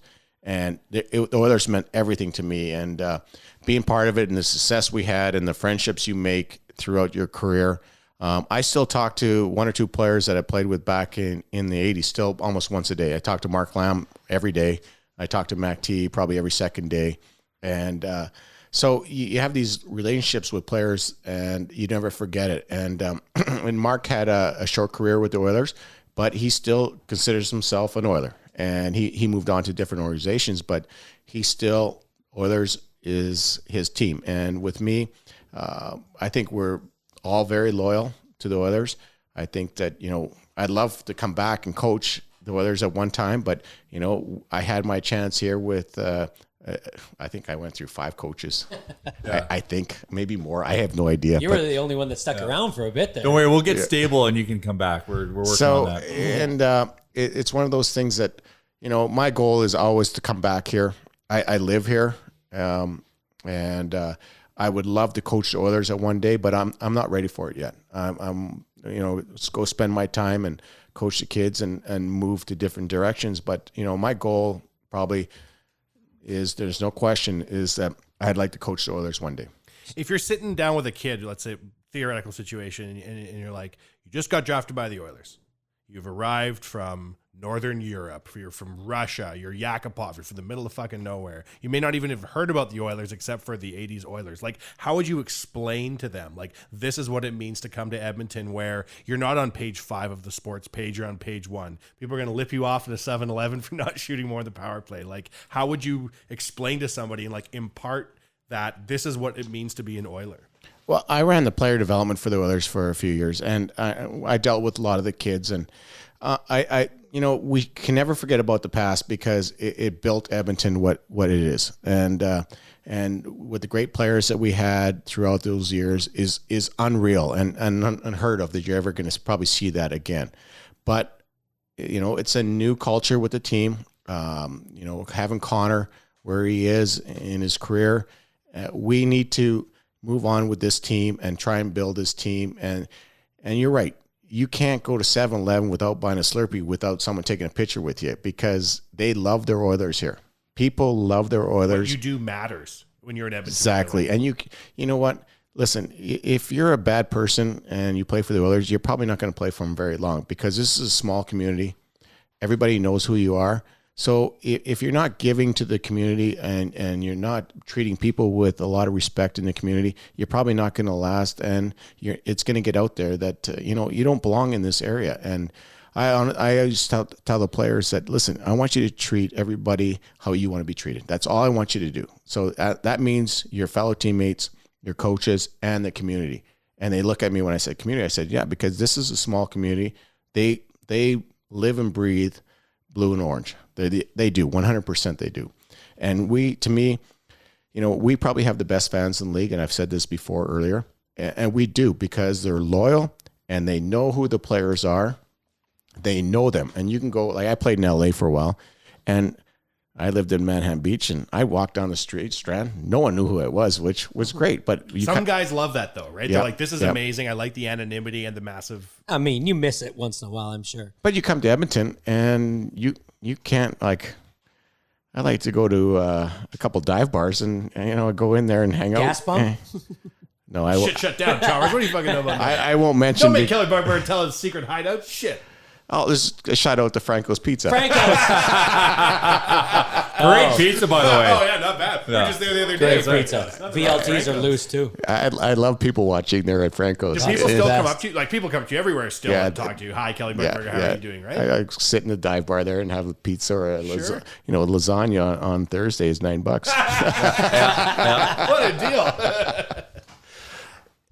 My other question, I'm like working myself up to this challenge, because if you don't want to answer, you don't have to. We can make this all go away. But I think you're uniquely qualified to be asked this question. Like, what has happened? Why have we gone so long since the Cup run of 2006 when you were at the organization that year? Like, if you were to put a pin to what happened to the program to derail it, what do you think went wrong? You know what? I don't know. I get asked that question a lot, and you move so many coaches through because you think that you have the right recipe for success. Every team does when you start the season with. And you draft players that you think that are going to change the organization, and some don't turn out the way you want to be. And if you miss on a first rounder or a couple of first rounders, it's really going to hurt the organization. There's no question about that. And, you get the best player in the world, and you think things are going to change. And he does change the game for the Oilers, there's no question. And Draisaitl is a huge compliment. But, you need more pieces to change things. And I don't know what the right answer is. I feel like every time the season starts, the Oilers, I will say we, but they have a chance to win. They really do. And, I'm in Tri-City. I've been out of his organization for 2 years now, but I watch the highlights every day of the Oilers, and I really hoping and wishing that, we have a successful year this year coming up, and we find a way to turn the page. So you can't point, and maybe we can't tell us because Chalmers is here and he'll repeat it all the time. But when you look at that stretch of time, the 13 years, do you see things looking back? You're like, okay, knowing what I know now, if we turned left instead of right, is it a collection of bad players? I think one of the things that we're always trying to scratch our heads about is just how do you have that many coaches? How do you have that many different players and not be able to put together a Golden Knights island of misfit toys and make it to the second round? I don't have an answer for you, because it seemed like in the years that I was coaching here, assistant coach here, we had every first rounder all the time and first pick, and with Taylor and Yakupov, number one, the Nuge, and you know what? You think you're getting the best player at all the time, and you think that one player is going to turn you around, but it doesn't. It takes a while, and they have to gel together, and they have to build a culture to a winning culture, and it has to be. You have to have maybe at that time they didn't have good senior leaders at that time, and maybe they could have had a couple older guys that had won before to come in and maybe give them what it took back then. You can have coaches that have won, but it's not the same when you're in the dressing room and you're part of the team. As assistant coach, you're supportive of the coach. That's it. Yep. So you don't really get involved with the players a lot. You can be the player's best friend, but ultimately you're the head coach. You're doing the job for him. So I felt back in those days, I thought if they would have brought in maybe a more experienced guy that played in NHL or played in NHL that had won, it maybe made a difference. They brought in Andrew Ferentz later on, but it was probably too late at that time. Do you sit there as Kelly Buchberger watching young kids now and be like, God damn little bastards, if I was 18 years old, I'd be out there doing X and Y. It must be hard because you're such a heart and soul player to coach kids and be like, why don't you block a shot with your face, you little fuck face? Well, listen, every player has their own character. Yep. And I feel like you have to have different characters throughout your whole team for you to win. And everybody has a role. And I really feel, I tell my team this all the time in Tri-Cities, that everybody's a leader. There's no question. You wouldn't have got this far into the WHL if you weren't a leader in some sort. You might have been a leader in your minor hockey team, your midget team, whatever, but you found a way to make the WHL. So you got leadership qualities. So I always felt that for us to win in Tri-Cities, everybody had to lead by example. We didn't have anybody that used to shoot their mouth off, because right from the start, we said that we never quit. That was our motto. We'll never quit. And so with Brian Peller and myself, which is my assistant coach, we built a culture with the leaders there, and everybody bought in. And that's how I feel like with a winning team and an NHL team, if everybody buys into what the coach is selling and the organization is selling, you have a chance to win. So what does it look like? Sorry to interrupt, Bagmilk. I just want to finish this off. If you're sitting in the Thrashers dressing room and you're like, oh boy, we got some hardware problems here. We don't necessarily have all the equipment that we need to participate. Do you actually see people tune coaches out and just be like, yeah, that's not really going to be happening for me? What does it look like between a room that has bought in and hasn't bought in? Well, it's hard to put Atlanta in that area because, listen, there was a lot of guys that came from the AHL that played. Half our team were AHL players, and half of them were fourth line players in the NHL, because back then you weren't giving up your top six forward to come and play. And so we had a lot of misfits. I can't remember how many goalies we went through. It was crazy. I think we went through 12 goalies or something like that throughout the season. So putting Atlanta in that area is not great. Fair enough. And you know what? Shout out to our coaches there, like Kurt Fraser. We had he had success in the IHL with Orlando. Yeah. They won the championship, and then he come and coach the Islanders, and it was hard for him. It really was, or not the Islanders, the Thrashers, and it was really hard for him. I just remember him punching brick walls, and I'm like, that man is the toughest man I've ever met. I can't put them in that category. But a room, though, a room that buys in and a room that doesn't buy in, maybe more skilled, and Atlanta wasn't the right example. is it a lot of little things that you're sitting there in the room? You're like, oh shit, people haven't bought in. Is it people like the Senators on the road with the dumb Uber guy lipping the coaches off? Like, what do you like? What are all the little differences that you can see between a room that's bought in and doesn't? Yeah, you don't want that. There's no question what you just mentioned, but I don't even want to talk about them. But I always felt with the Oilers, you know, the leadership comes from right from the top. And in our day with Peter, you know, I love Peter. I still talk to him when I go to Palm Springs and go golfing. You go golfing with Peter Pocklington when you go to Palm Springs? Well, not anymore because he can't see. Oh, really? Yeah, he can't see very well. But I spend time. I'll go for a couple of drinks with him. And but for us back then, he was great. I know the community, it's not their favorite person. He got his remember he came back, he got his cheer. Yeah. Right? New Oilers fans, I think, have made peace with Peter Pocklington. If you know Peter, he can be a good friend. If I walked into a bar in Palm Springs and saw you and Peter Pocklington sitting there shooting the shit, I'd be like, I need to come to Palm Springs more. There's a lot of Oilers stuff going on down here. This is something else. Coming back to yourself, you mentioned that a goal of yours is to come and coach the Edmonton Oilers. And I'm curious, you said you still have some stuff to learn. So my question is, as a guy who played 1,182 NHL games, you've been in coaching and player development for the last 15 years. What do you think you still have to work on as a coach before you can make the next step? I think it's everything. You can go from the way you deal with players, to get the best out of your players, system work to changing in mid-stride of the game. There's so much more. Like, you think that you have it all, and you know, there's some days when you're winning, you feel like the best coach in the league, and then if you lose 3 in a row, like, God, I fucking can't win. I don't know, I'm a bad coach.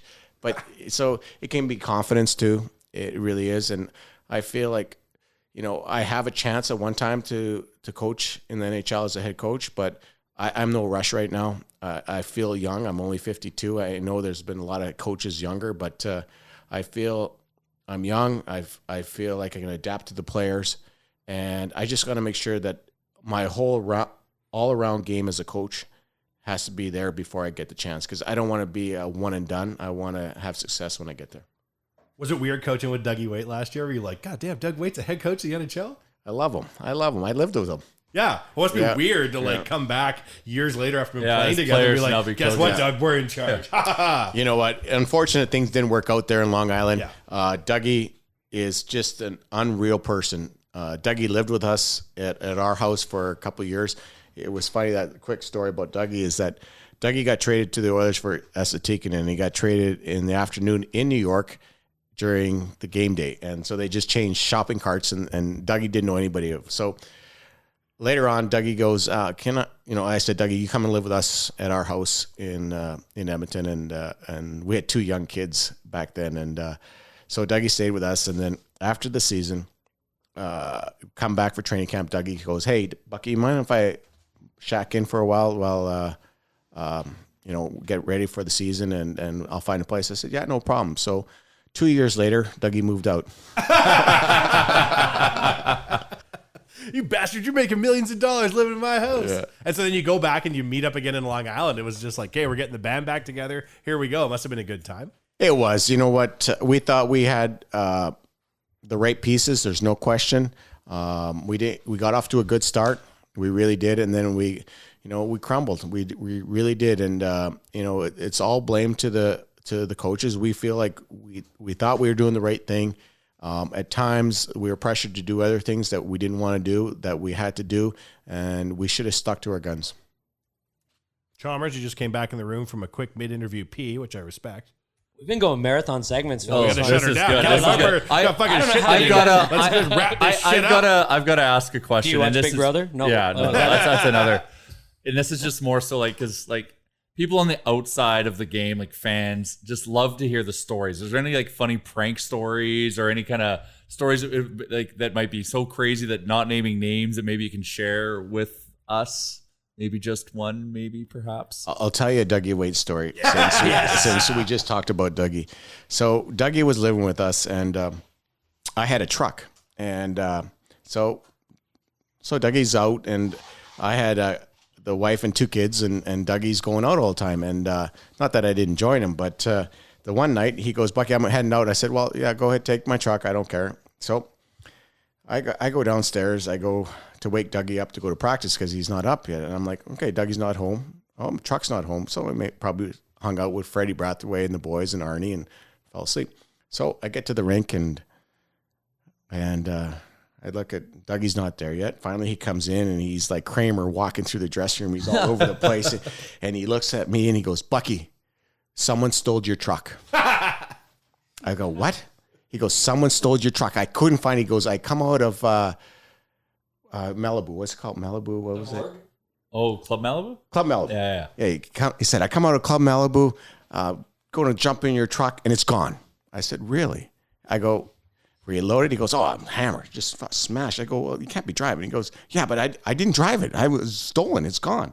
So after practice, I phoned my sister. She's a cop in the city. I said, told her what happened. She goes, well, just come and report it, and we'll, get the paperwork going. So we're driving home, and Dougie's hung right over, and he goes, Bucky, maybe we should drive by Southside Malibu and just take another look. I said, okay, yeah, no problem, because we're just coming up to River Valley. And we come around the corner at Southside Malibu. My truck is pretty much parked on the stairs. Oh, my God.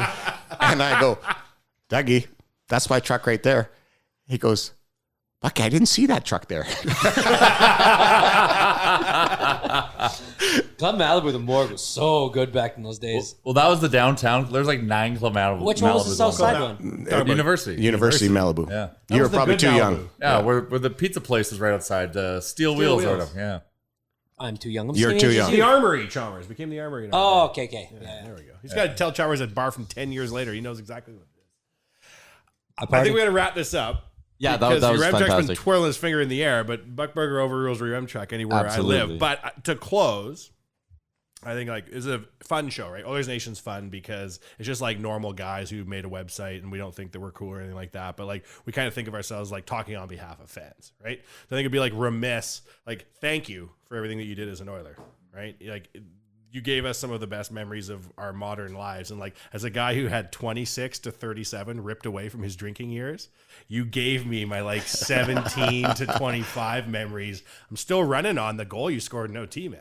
And there's lots of games for the Oil where I'm like, I wonder if a lot of these kids even understand the program of what it means to be an Oiler. And I wonder if some of these coaches and some of these executives, but like you having been an Oiler for as long as you have really has given a lot of Oiler fans hope that like Buchberger, who was so good as a player, being here as an assistant coach, and then I assume you will come back one day in a management coaching capacity. Like, thank you. All your block shots, all your cuts and all your scrapes and all your bruises, like they were well appreciated. And what you did really meant a lot to Edmontonians. And just with that thing, and thank you for all those kind of things, but I really believe that the Oilers changed my life to make me a better person. I was going down probably the wrong path when I was younger, and coming here and made me a way better person. And I'm so glad to be part of the community here because I know what it means to be a fan, and I'm a fan right now of the Oilers. And again, you hear players say it's a privilege, and you hear the right players saying it, and it's always been a privilege of mine to play for the Oilers and be part of the community. That's a hell of a spot to end it. Thank you for your time today, Kelly, and good luck in Tri-City this season. Thank you so much. All right, that's going to do it. Episode 145, Nation Real Life, is over. All right, there you go, Kelly Buchberger, boys. That was something else. That is as good as it gets for me. That is fucking excitement in a podcast. Yeah, it was a lot of fun. I feel like we could have gone on for like 8 hours. I think he wanted to. Like, I just think, like, we didn't shoo Kelly Buchberger out into the street, did we? Schedule is just like no. He actually like eventually looked at us and said, "Oh shit, I should probably make it out of here, boys." Yeah. So people have places to go. But Kelly Buchberger does. But that just flowed. Like we were just literally just some dudes sitting around a hardwood table with hockey sticks, made by our boys, made by our buddies, maybe having a beer conversation about hockey. Some of us were nervous, so we had a beer. Kelly, I had 4 beers. You had a beer literally before it even started. I had 4 beers this podcast. Yeah, I know. But what I noticed was we all had a full one, and like he walked in and you cheersed him with your empty glass. I know. I'm embarrassed. I was like, Jesus, man. I'm nervous, man. I'm nervous to talk to these guys. Like, I know you're not nervous. Nobody here is nervous. Your M-Chuck is now the face of TSN. He wants to talk to me more than I want to talk to him. I'll tell you what right now. I'm just kidding. Jay. Email time, eh, bud? Yeah, no shit. We have literally 10 more minutes. Interesting, because Jay always is like on his phone and on his computer during Fuck me. podcasts. But you guys don't interest me. Kelly Buchberger interests Kelly me. Buchberger was talking to you. You know what? And You you don't were interest on us. your Take phone it off. texting. I was actually. I was mind blown by this. You actually turned over my phone at one point because it was buzzing, and you And could he- see that Kelly he kept Buchberger looking, kept looking at it. I know. So you were texting. I was having a side conversation about questions I should ask Bucky. So I was going back and forth with that person. So You know what? And one time that I did grab my phone and you looked at me and rolled your eyes, I was going to search something that I thought was pertinent Buddy, to that moment. I just don't Kyler want Murphy, Kyler Murray updates. Yeah, I want to talk to him about Cardinals football. You were was supposed funny, to like, invite towards him the- to our fantasy football league. You had one job. I looked at your Chuck It was and I funny, pointed man. to the thing and I said, fantasy football, I'm going to invite him. And he said, you have one more thing? And I said, yeah. And he looked at me like, I'm not It was sure hilarious 'cause, like- I'm not sure about that. And I went, oh, fuck. Okay. Chalmers and I were writing notes I'm gonna during give the it back. show, Yeah, and yeah. Chalmers ended with, But then I I- gotta piss so bad. He wrote down in our notes. I was gave sitting you next the- to I was sitting next to Chalmers too. Like, so I was watching him cross his notes off. Like, this we covered, this we covered, this we covered, and then he's like, to Tyler's like, fantasy football, and Tyler's just like, oh, for fuck's sakes, because he was ready to wrap it up an hour ago. You could have asked him. I wouldn't have. Whatever, man. I like that we're sitting around talking to Kelly Buchberger, and your Remcheck's like, I got shit to do, man. We gotta wrap this shit up. Yeah, he was trying to play us out. He's like, get his finger like dude in the 45 helicopter. I'm minutes. like, I don't know what to tell you, man. Kelly Buchberger won 2 cups. Bag Like, milk, you whatever gonna you do gotta that? do, you gotta push that shit back. Yeah, you gonna do that Indo Chino ad now or what? Were we gonna go? Like, let's go, man. Let's go. oh, and yeah, you and Chalmers, who asked about the Ice Palace? Yeah, Chalmers. he led me in. He It was led you in and then perfect. also shit on it at the same time. I was I'm ready. here for 2 things: to keep this podcast on time and to make sure the fucking ad reads get done. It was You do a perfect. good job, buddy, at it. And yes, hey, listen, I know you got to get to Indo Chino ads. I understand that, but we had already thrown the fucking time out. But you know, we out had the to window. talk to Kelly Buchberger about your hockey Don't camp tell for 30 me. minutes. You're We had to. goddamn right we did. That's important shit. Who looks Kelly Buchberger in his Stanley Cup winning eyes and goes, do you remember when Mac T leveled me when we were playing scrimmage from what Andy Penny, then calls Andy Penny fat? I didn't say that. did. Jay, no, you I heard didn't. him. I said made sure he he was- should he doesn't take care of take care of He himself. was much bigger than me. He could take care of himself. You Yeah. heard me wrong. Now now that you describe it And like listen. that, yeah, but you said it different. Yeah, but said you it said it different. different. But you said it different. Okay, so listen, that was a lot of fun, and listen. There's one thing that I know about our social media listeners. That is, they care about us. They care about me. Specifically Yeah, of you. course. You know, Absolutely. An hour with Kelly Buchberger is great. Your but if they Chuck's get- face right they- now is amazing. They want We gotta 5 start minutes. videoing this podcast because like the They want. What, They this want. is how they do it at TSN? They want to know the inner workings of Your life and our mine. lives. Yes. you know what? I actually did want to ask Bucky to interview you a little bit because you were stealing the I show. thought there. that would have been great, but then That your would've been Chuck looked kinda- at me with this face like, "Don't do it." Or maybe like Yeah, a this is buzzkill. callback, be asking Bucky about when you played in the same tournament as Ladislav Schmid, that when he came over from Czech Republic a little while ago. That's That right. is still my Tie it all. all There's together. a few Chalmers highlights for me, but you being like, you ever played in that tournament, Smeed, over the Czech Republic? Only for pretty big deals. Oh, you never played there? Yeah, whatever. That was cool. Remember your home country when I came over there to play in a tournament? And dominated PS. It was good. And my I first strip feel club like Bucky, is one of the best guys in the world. yeah. And I like my own comment, shout out to me, about there's some people who play for the Oilers, and there's some people who are the Oilers. Yeah. And I feel like Bucky was saving a lot of his gold because we're not entitled to hear, like, please explain the culture of the Oilers. Yeah. But, like, a 52-year-old motherfucker who's still that fighting fit has so much drive in Oh him. man, talk about what kind of shape that dude was in. I feel Jesus. good, he says. I was sucking in the whole time. Yeah. I feel good. I went outside to go get him, and And you missed him. Yeah. I missed him. I Once don't know how I again, you missed had him. one job. buddy, there's 2 entrances. I guess he must have come in the He's back. in lineup trying to buy a No, latte. he came in the Like- back alley on the dumpsters. That's where GPS leads you sometimes. But he actually might have even taken a bike trail and ridden his bike here. I don't know that for sure. We don't He know probably that. ran here. He probably did. On his hands. He runs triathlons. He does. And so every so often I'm driving down my parents' street and I see him running, and he gives me I just fucking mad at guys like that. They just run. They're such in good shape. You can't. It's more for me. It's If more I could- envy. Like I wish I had. Like I said, I'm like, how do you have this Envious. motor? Give me a Like break. he has a fucking motor. His Yeah, it's dad's a genetics, coal too. miner, man. Yeah. How about Carla Buchberger being from his hometown? No kidding. That was cool. That was really cool. Yeah, like hometown sweethearts. Yeah. I thought it was incredible that after the career he had, over 1,100 games. Still fucking humble, man. Oh, God. Super humble. Like it was a privilege. Oh, my. That's the thing. I had goosebumps the whole time because he was saying all the right things, but this guy actually was meaning what he was saying. Right. And the fact that he said that it was all because of the Oilers, when he said that I was on a wrong path, I cannot even picture that man on a wrong path. No. Like, and then he's like, not being such a great guy, I don't vision for him. And to say that that happened because of the Oilers, that was like, holy shit. Like, you came into like an organization that had everything at that time. It could have molded anybody into being like a leader. It made, no disrespect to Kelly Buchberger, but it made a 9th round draft pick into Kelly Buchberger because he got sucked into the pipeline of here's how we're going to be a leader. Here's how we're going to run a team. Here's how we're going to run. That was so cool, man. When he said that, I was just like, I didn't have the mic at that point because we only have 3 of them. Well, there's only 12 people trying to talk to Kelly Buchberger simultaneously. I thought he's going to fucking injure his neck looking at everybody talking to him. Huh? What? Huh? Who? Hey? What? Who? I love the definitive goal that he had where he's like, I want to come back and I want to coach the Edmonton Oilers. I believe him. But I'm not ready. So then I get to ask him, what do you mean you're not ready? You've done X, follow-up, by Y, the Z. way. And he's like, I still got stuff to do. I'm not there yet. And you would think that a guy with that kind of experience, that kind of at-bats, that kind of just life under his belt in general wouldn't feel that way. But again, humble, hungry, incredible. Cool guy. Awesome. Such a cool guy, man. Yeah. It is a very interesting thing that, like, your M-Check, you're entitled to talk to Kelly Buchberger because you're a pro.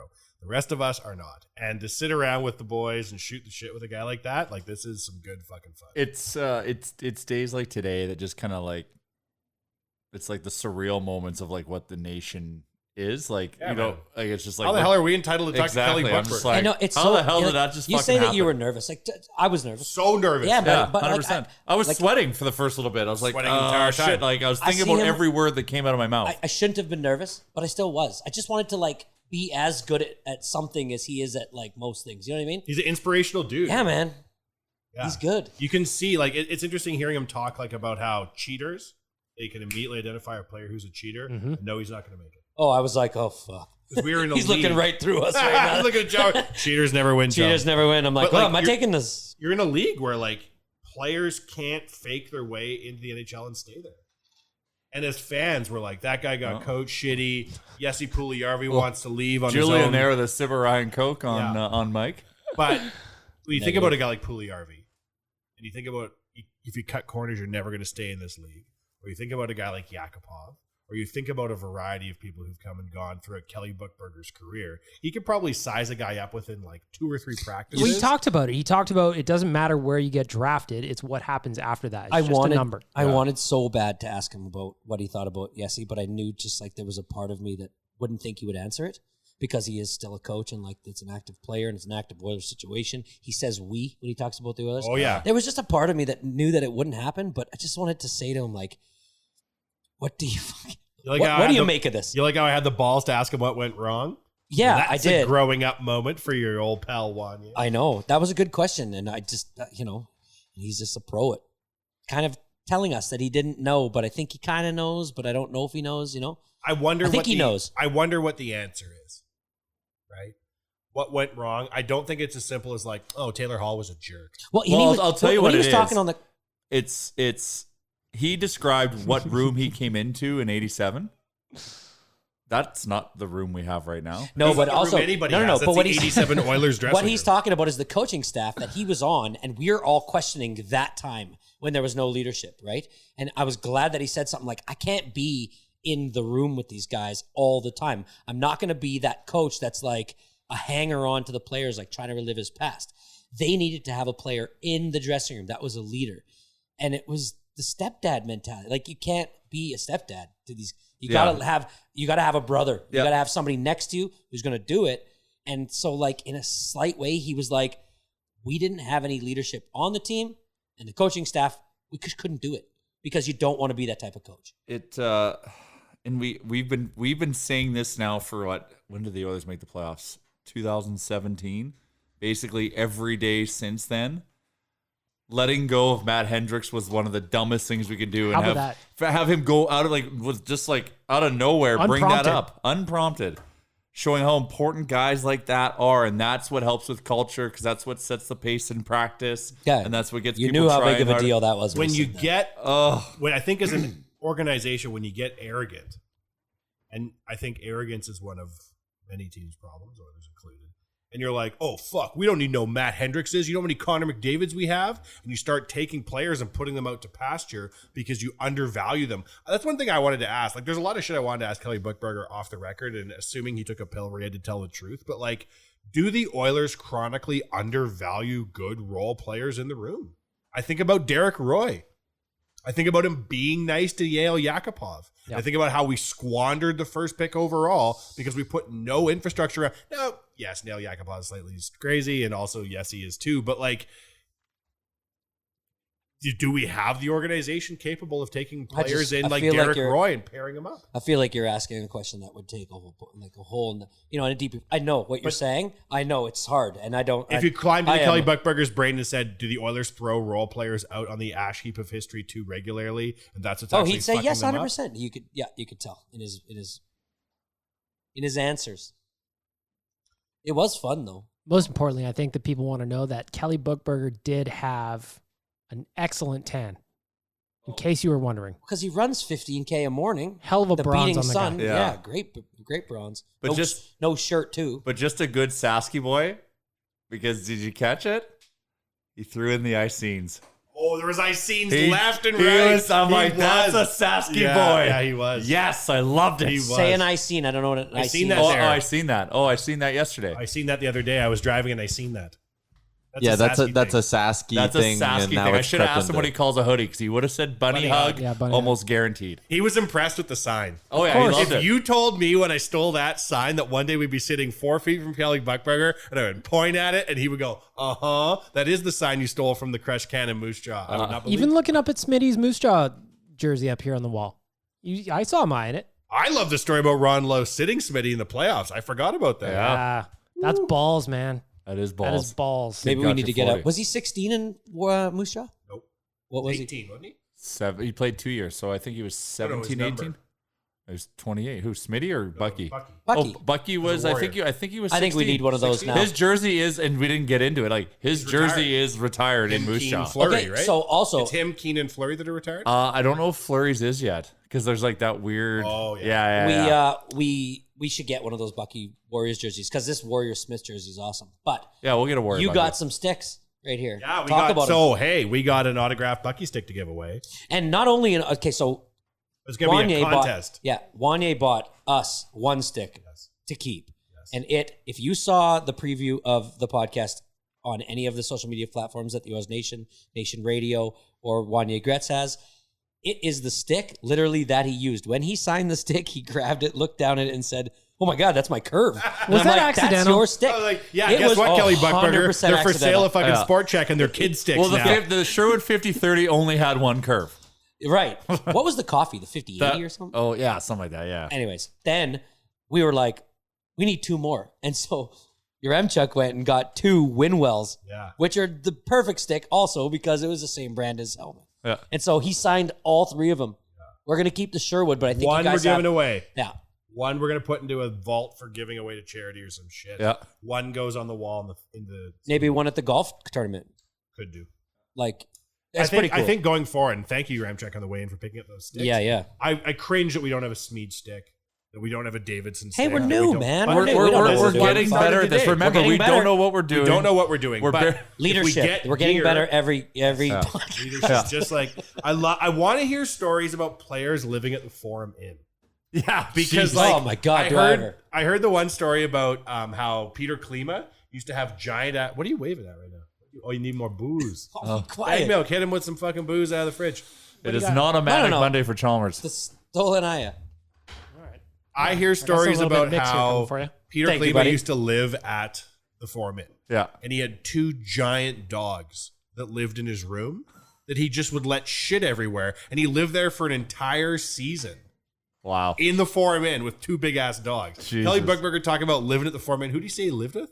I don't think he said he lived with anyone there, but he said he was staying there. I think when he was a Black Ace. When he was Black Ace, yeah. Oh yeah. The highlights of the Forum Inn would be... Oh, in its heyday? Oh yeah. God. The stories that place could tell. Yeah, geez. I love the story about him getting banged up at Ezzy's and then playing the Stanley Cup Finals the next day. Yeah, Come on. and fighting Dave Brown on Come his on. first shift. That was so good. And like we didn't even really ask him the follow-up until a little bit later about like, how did you play? Because there's like notorious stories about there's a pitcher who didn't think he was going to pitch that day and got like didn't sleep that night, went out all night, woke up, but didn't even wake up because he didn't go to sleep. Showed up at the clubhouse and they were like, "You're going." The other guy's hurt, and he threw a perfect game or a no-hitter. Yeah, like Sometimes got to play a little guilty. hungover as all hell. Do you know who that is? Are you thinking of Doc Ellis? Yes. Yeah, but that was the guy. He wasn't just like hungover and showed up a little He was on, like, tired. LSD He and was on shit. LSD. Yeah. Yeah, there's a documentary on Netflix about that. Isn't it called like No No or something like that? Yeah. Oh, When Kelly Buchberger off the air was talking to me about Iron Cowboy and we're just shooting the shit about a Netflix show, I was like, whatever, no big deal. Grade 3 teacher who said I wouldn't amount to shit. I love it. So when are we gonna get to Big Brother? Are we done? I saw you bring it up to him, Jay, and you're like, hey, Kelly, do you watch Big Brother? And he I didn't just bring it up to him. I said it. Oh, you said it. Yeah, fucking And right. he, Why wouldn't I? Oilers captain, shook it off like, I don't watch Big Brother. Fuck you. I know my And we're audience. like, I know for oh, a fact he doesn't watch Big Brother. watches Iron Cowboy. He watches Below Deck. Oh, you know what? I kind of watched Oh that show. my god. Oh my god. It's aspirational. Let's end with a Big Brother update because why wouldn't we? You should. I was just at Folk Fest. I'm still feeling the Folk Fest funk right now. Can we after do 4 days of festing? 2 minutes on Folk Fest first? Sure. So I went to Folk Fest. I try to do the 4 days. This year I did 1, so I'm building up to 4. Last year I did 2. Anyways. So wait, you went one day this year? Yeah, man. So you went backwards. You know what? It's been a busy summer, and Okay. we just needed a day off. We had Chalmers on passes an for Saturday. infinite vacation right now. Yeah, it's been a lot. I saw that. Can't believe it's already August something. Speaking of which, Kelly Buchberger wore number 24 for the Moosejaw Warriors. I knew he wasn't 16. Number Oh, 24. weird number. 24. Yep. All right. Anyways, so I go to the Folk Fest. Now, I am just a guy that likes concerts.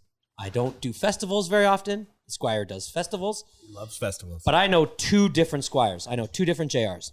I know JR, and I know Festival JR now. Festival JR is a triple T. Tough to take. What was he doing? Oh my God. He is ridiculous. Every single question is, do you feel the vibe in here, man? Oh, do you yeah. get the music? Are you listening to this song? He was on LSD like Doc Are you guys Ellis. good? Just let. I am and not- I he didn't does say not sit anything down. like that. There is a. Are you fucking kidding me right now? You didn't say that 17 times to me. Are you listening to her? This is Belinda Carlisle. Oh, yeah. That was. And I was like, yeah, no, I'm She's getting it. awesome. Chalmers, what's wrong? Why are you sitting there? I'm like, I don't know. My wife that woke up at 3 a.m. to go to work and did the tarp run is sleeping on my shoulder. So where else am I going to go? I'm literally can't move. You're like, are you not feeling this? The vibe? And you're like in a group of people that are all sitting down and you guys are all standing up. And I just kept looking at you and if I was one row behind you, I would hate this group so much. They came here to see Brandy Carlisle, 1/4 of the High Woman. yeah, newly formed Highway Women. Yeah. Great. She's like, she's in it. That's great. And she had a great show. She's an Edmonton Folk Fest legend. But I've never seen and the you. vibe was tight. I've never seen you I as think a- I talked about the vibe only in the beer gardens because I'm like, I just love the vibe in the beer gardens because it's just like 9,000 people wanting to get so drunk. there's the good and the bad part of Festival J. The good part of Festival J, I've already talked about, it's not even bad. It's the funny part of Festival J. The good part of Festival J is those lineups for drinks were so goddamn long, and I never waited in it once, thanks to Festival J.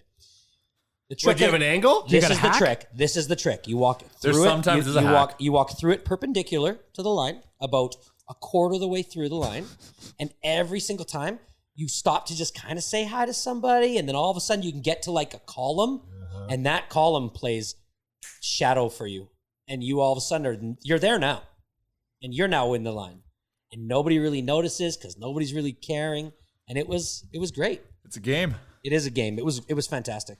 It was fun. We had there was a big crew of us, and we got 3 tarps together, so we call it Tarp Island. We'd always form Tarp Island every morning when we did our tarp run. It was a blast. Were you running every morning? We had a dancing tarp. I did 2 or 3 runs. But yeah, it was great. All right, is that it? Are we gonna wrap her up? Wow. No, babe. God damn it. We got to talk about Big Brother. You're be 2 you don't like minutes. Folk Fest?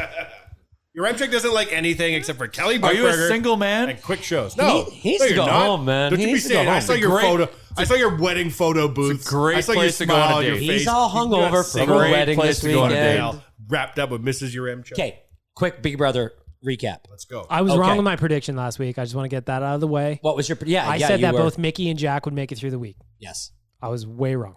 Yes. Way I don't even remember what I said about my prediction. I don't think I made one. But the fact of the matter was Cliff Notes version. Jack goes home. Aquaman. Right? Yep. We kind of all didn't really know why, but I think we kind of know why now. This last week we go to a head of household and Jessica? Oh, we're skipping ahead. What about the No, Julie that Chen Moonves? No. Oh, Julie, okay. what? When she, I actually tweeted. I went to Twitter for the first you time in did? a long time. Yep. What are you you, talking about? you didn't see the eviction interview? Yeah, I watched when she talked to him about showing clips of what he'd said. Yeah, That is like- something I like- have never seen before. So That Jack was thought he was intense. getting his exit interviews, like his goodbye You know, messages. I'm He out of did here. not. People love me. I'm going to give Julie a big hug. She didn't want the hug right off the bat. Nope. She didn't even come close to the hug. He kind of was like, then he shook her hand, sat down, and the whole time, all I could think about was he either asked for this or he has no idea, because he sat down and she went straight in on, you've done some things in the house and now we're going to play you clips. And these clips were not short. They were long clips.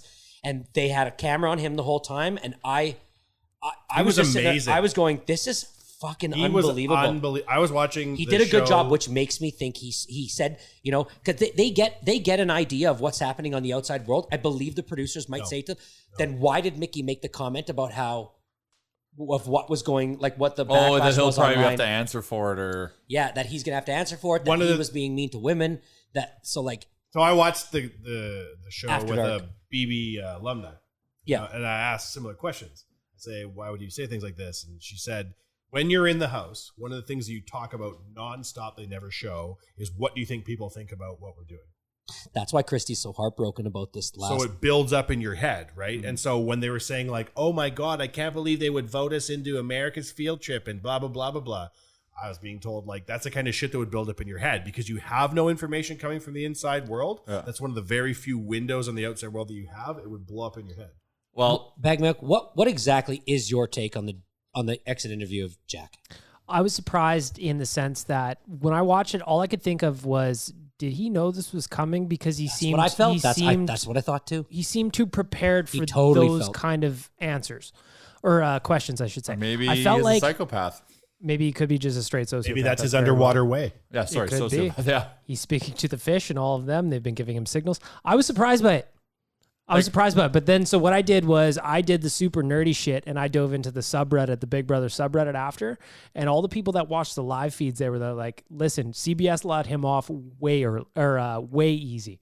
He could have got it way worse for shit he said in the house. And apparently Mickey is going to have it coming when he goes of the same kind of thing. Like we're talking video clips. Answer for this? Possibly. I've never seen. Have you I ever don't know. seen anything like I that don't- before? I don't watch the feed, so Yeah. I don't know. I consume it as it comes on TV. So this was all surprising to me. I don't really know. I just thought it was weird that he seemed way too prepared for that caliber of question. Well, coming and his just way. like I said, or maybe he's just so And convinced he in his also- ways. And No, he says, I'm horrible at giving speeches. No, but He has talked about how he's a horrible, and yet he comes out there walking out of the house into talking to Julie Chen Moonves with the poise of Obama. when And he's she, like, I'm when glad she- you asked that question. No, that's not what he said. He said, "Thank you for letting me address this."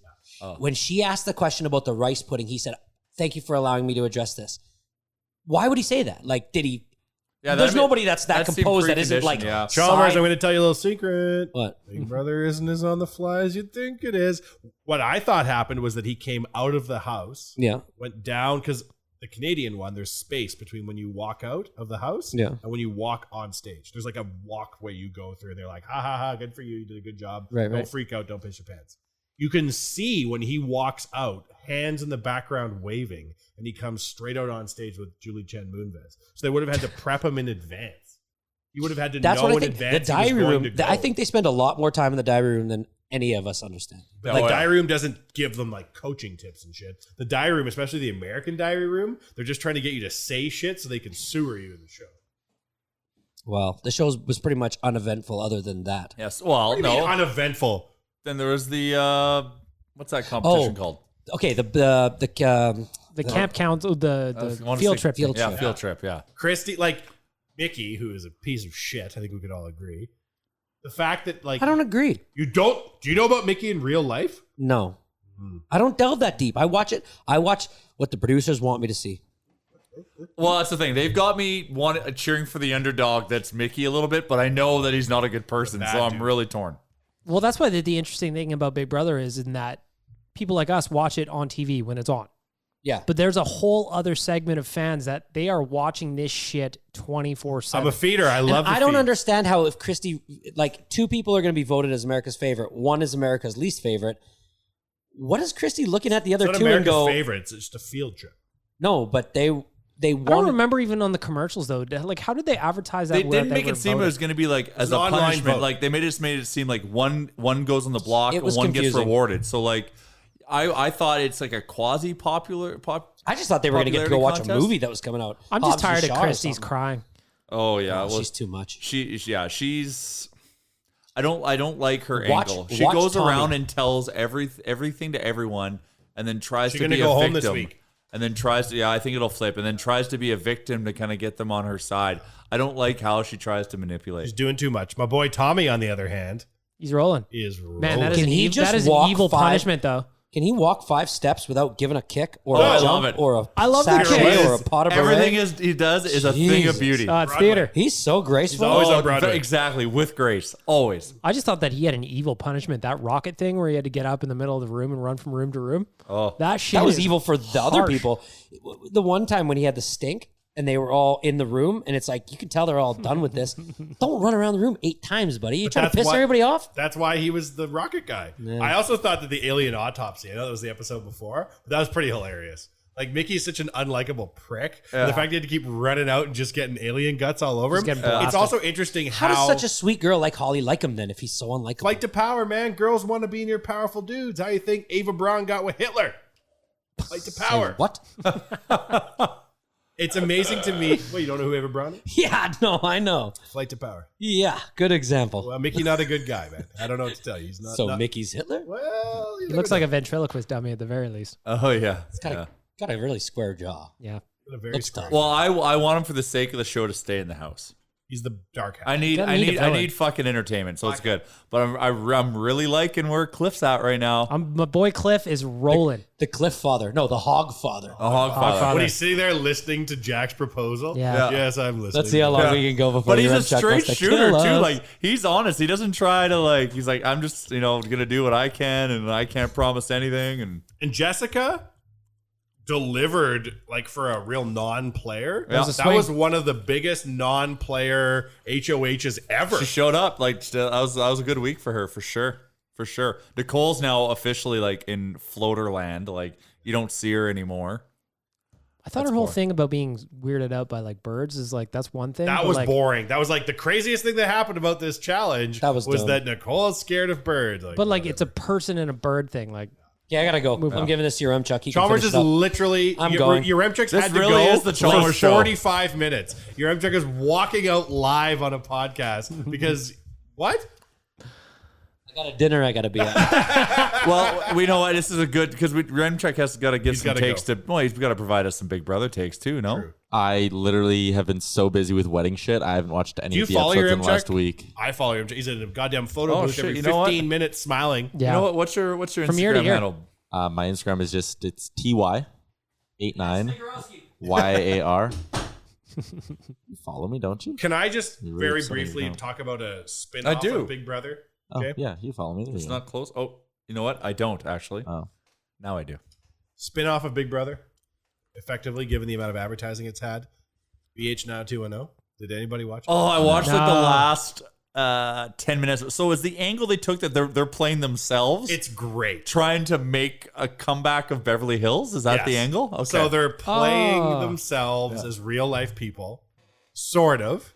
Oh, that's way more interesting. But you can tell, like, it's funny to watch. Right? This show's a hot mess, and I'll watch it the whole time. Do they acknowledge Luke Perry or not? yeah. Oh They- yeah, oh yeah, in a yeah. sad way, man. Yeah. Sad way. That was sad. And like watching the ET lead up to the Beverly Hills 90210 show was cool. They did like old clips and shit, and I watched that. And like Ian Ziering is like crying, talking about like it's very real, very fresh. But you can tell that it's like okay, everybody's gonna be on 90210, yes.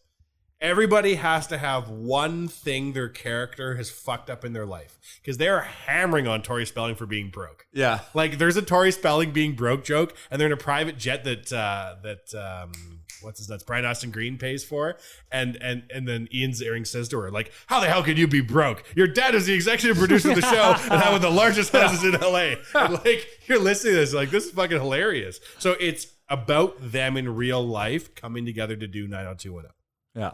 I think it's going to be fucking pretty funny, man. And like the fact it's on after Big Brother when I'm already amped up and like shadow boxing and shit, I'm ready for this summer. I like that. That's good.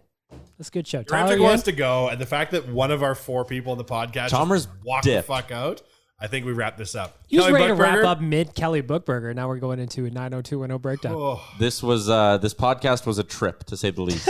And if you bared with it all the way to the end, I give you credit. So it's 2 hours and 15 minutes, boys. 6 hours later, Of pure 2 of them are left gold. talking about BH now 2-0. Absolutely pure gold. Thanks for tuning in. We will talk to you next week. Nation Real Life.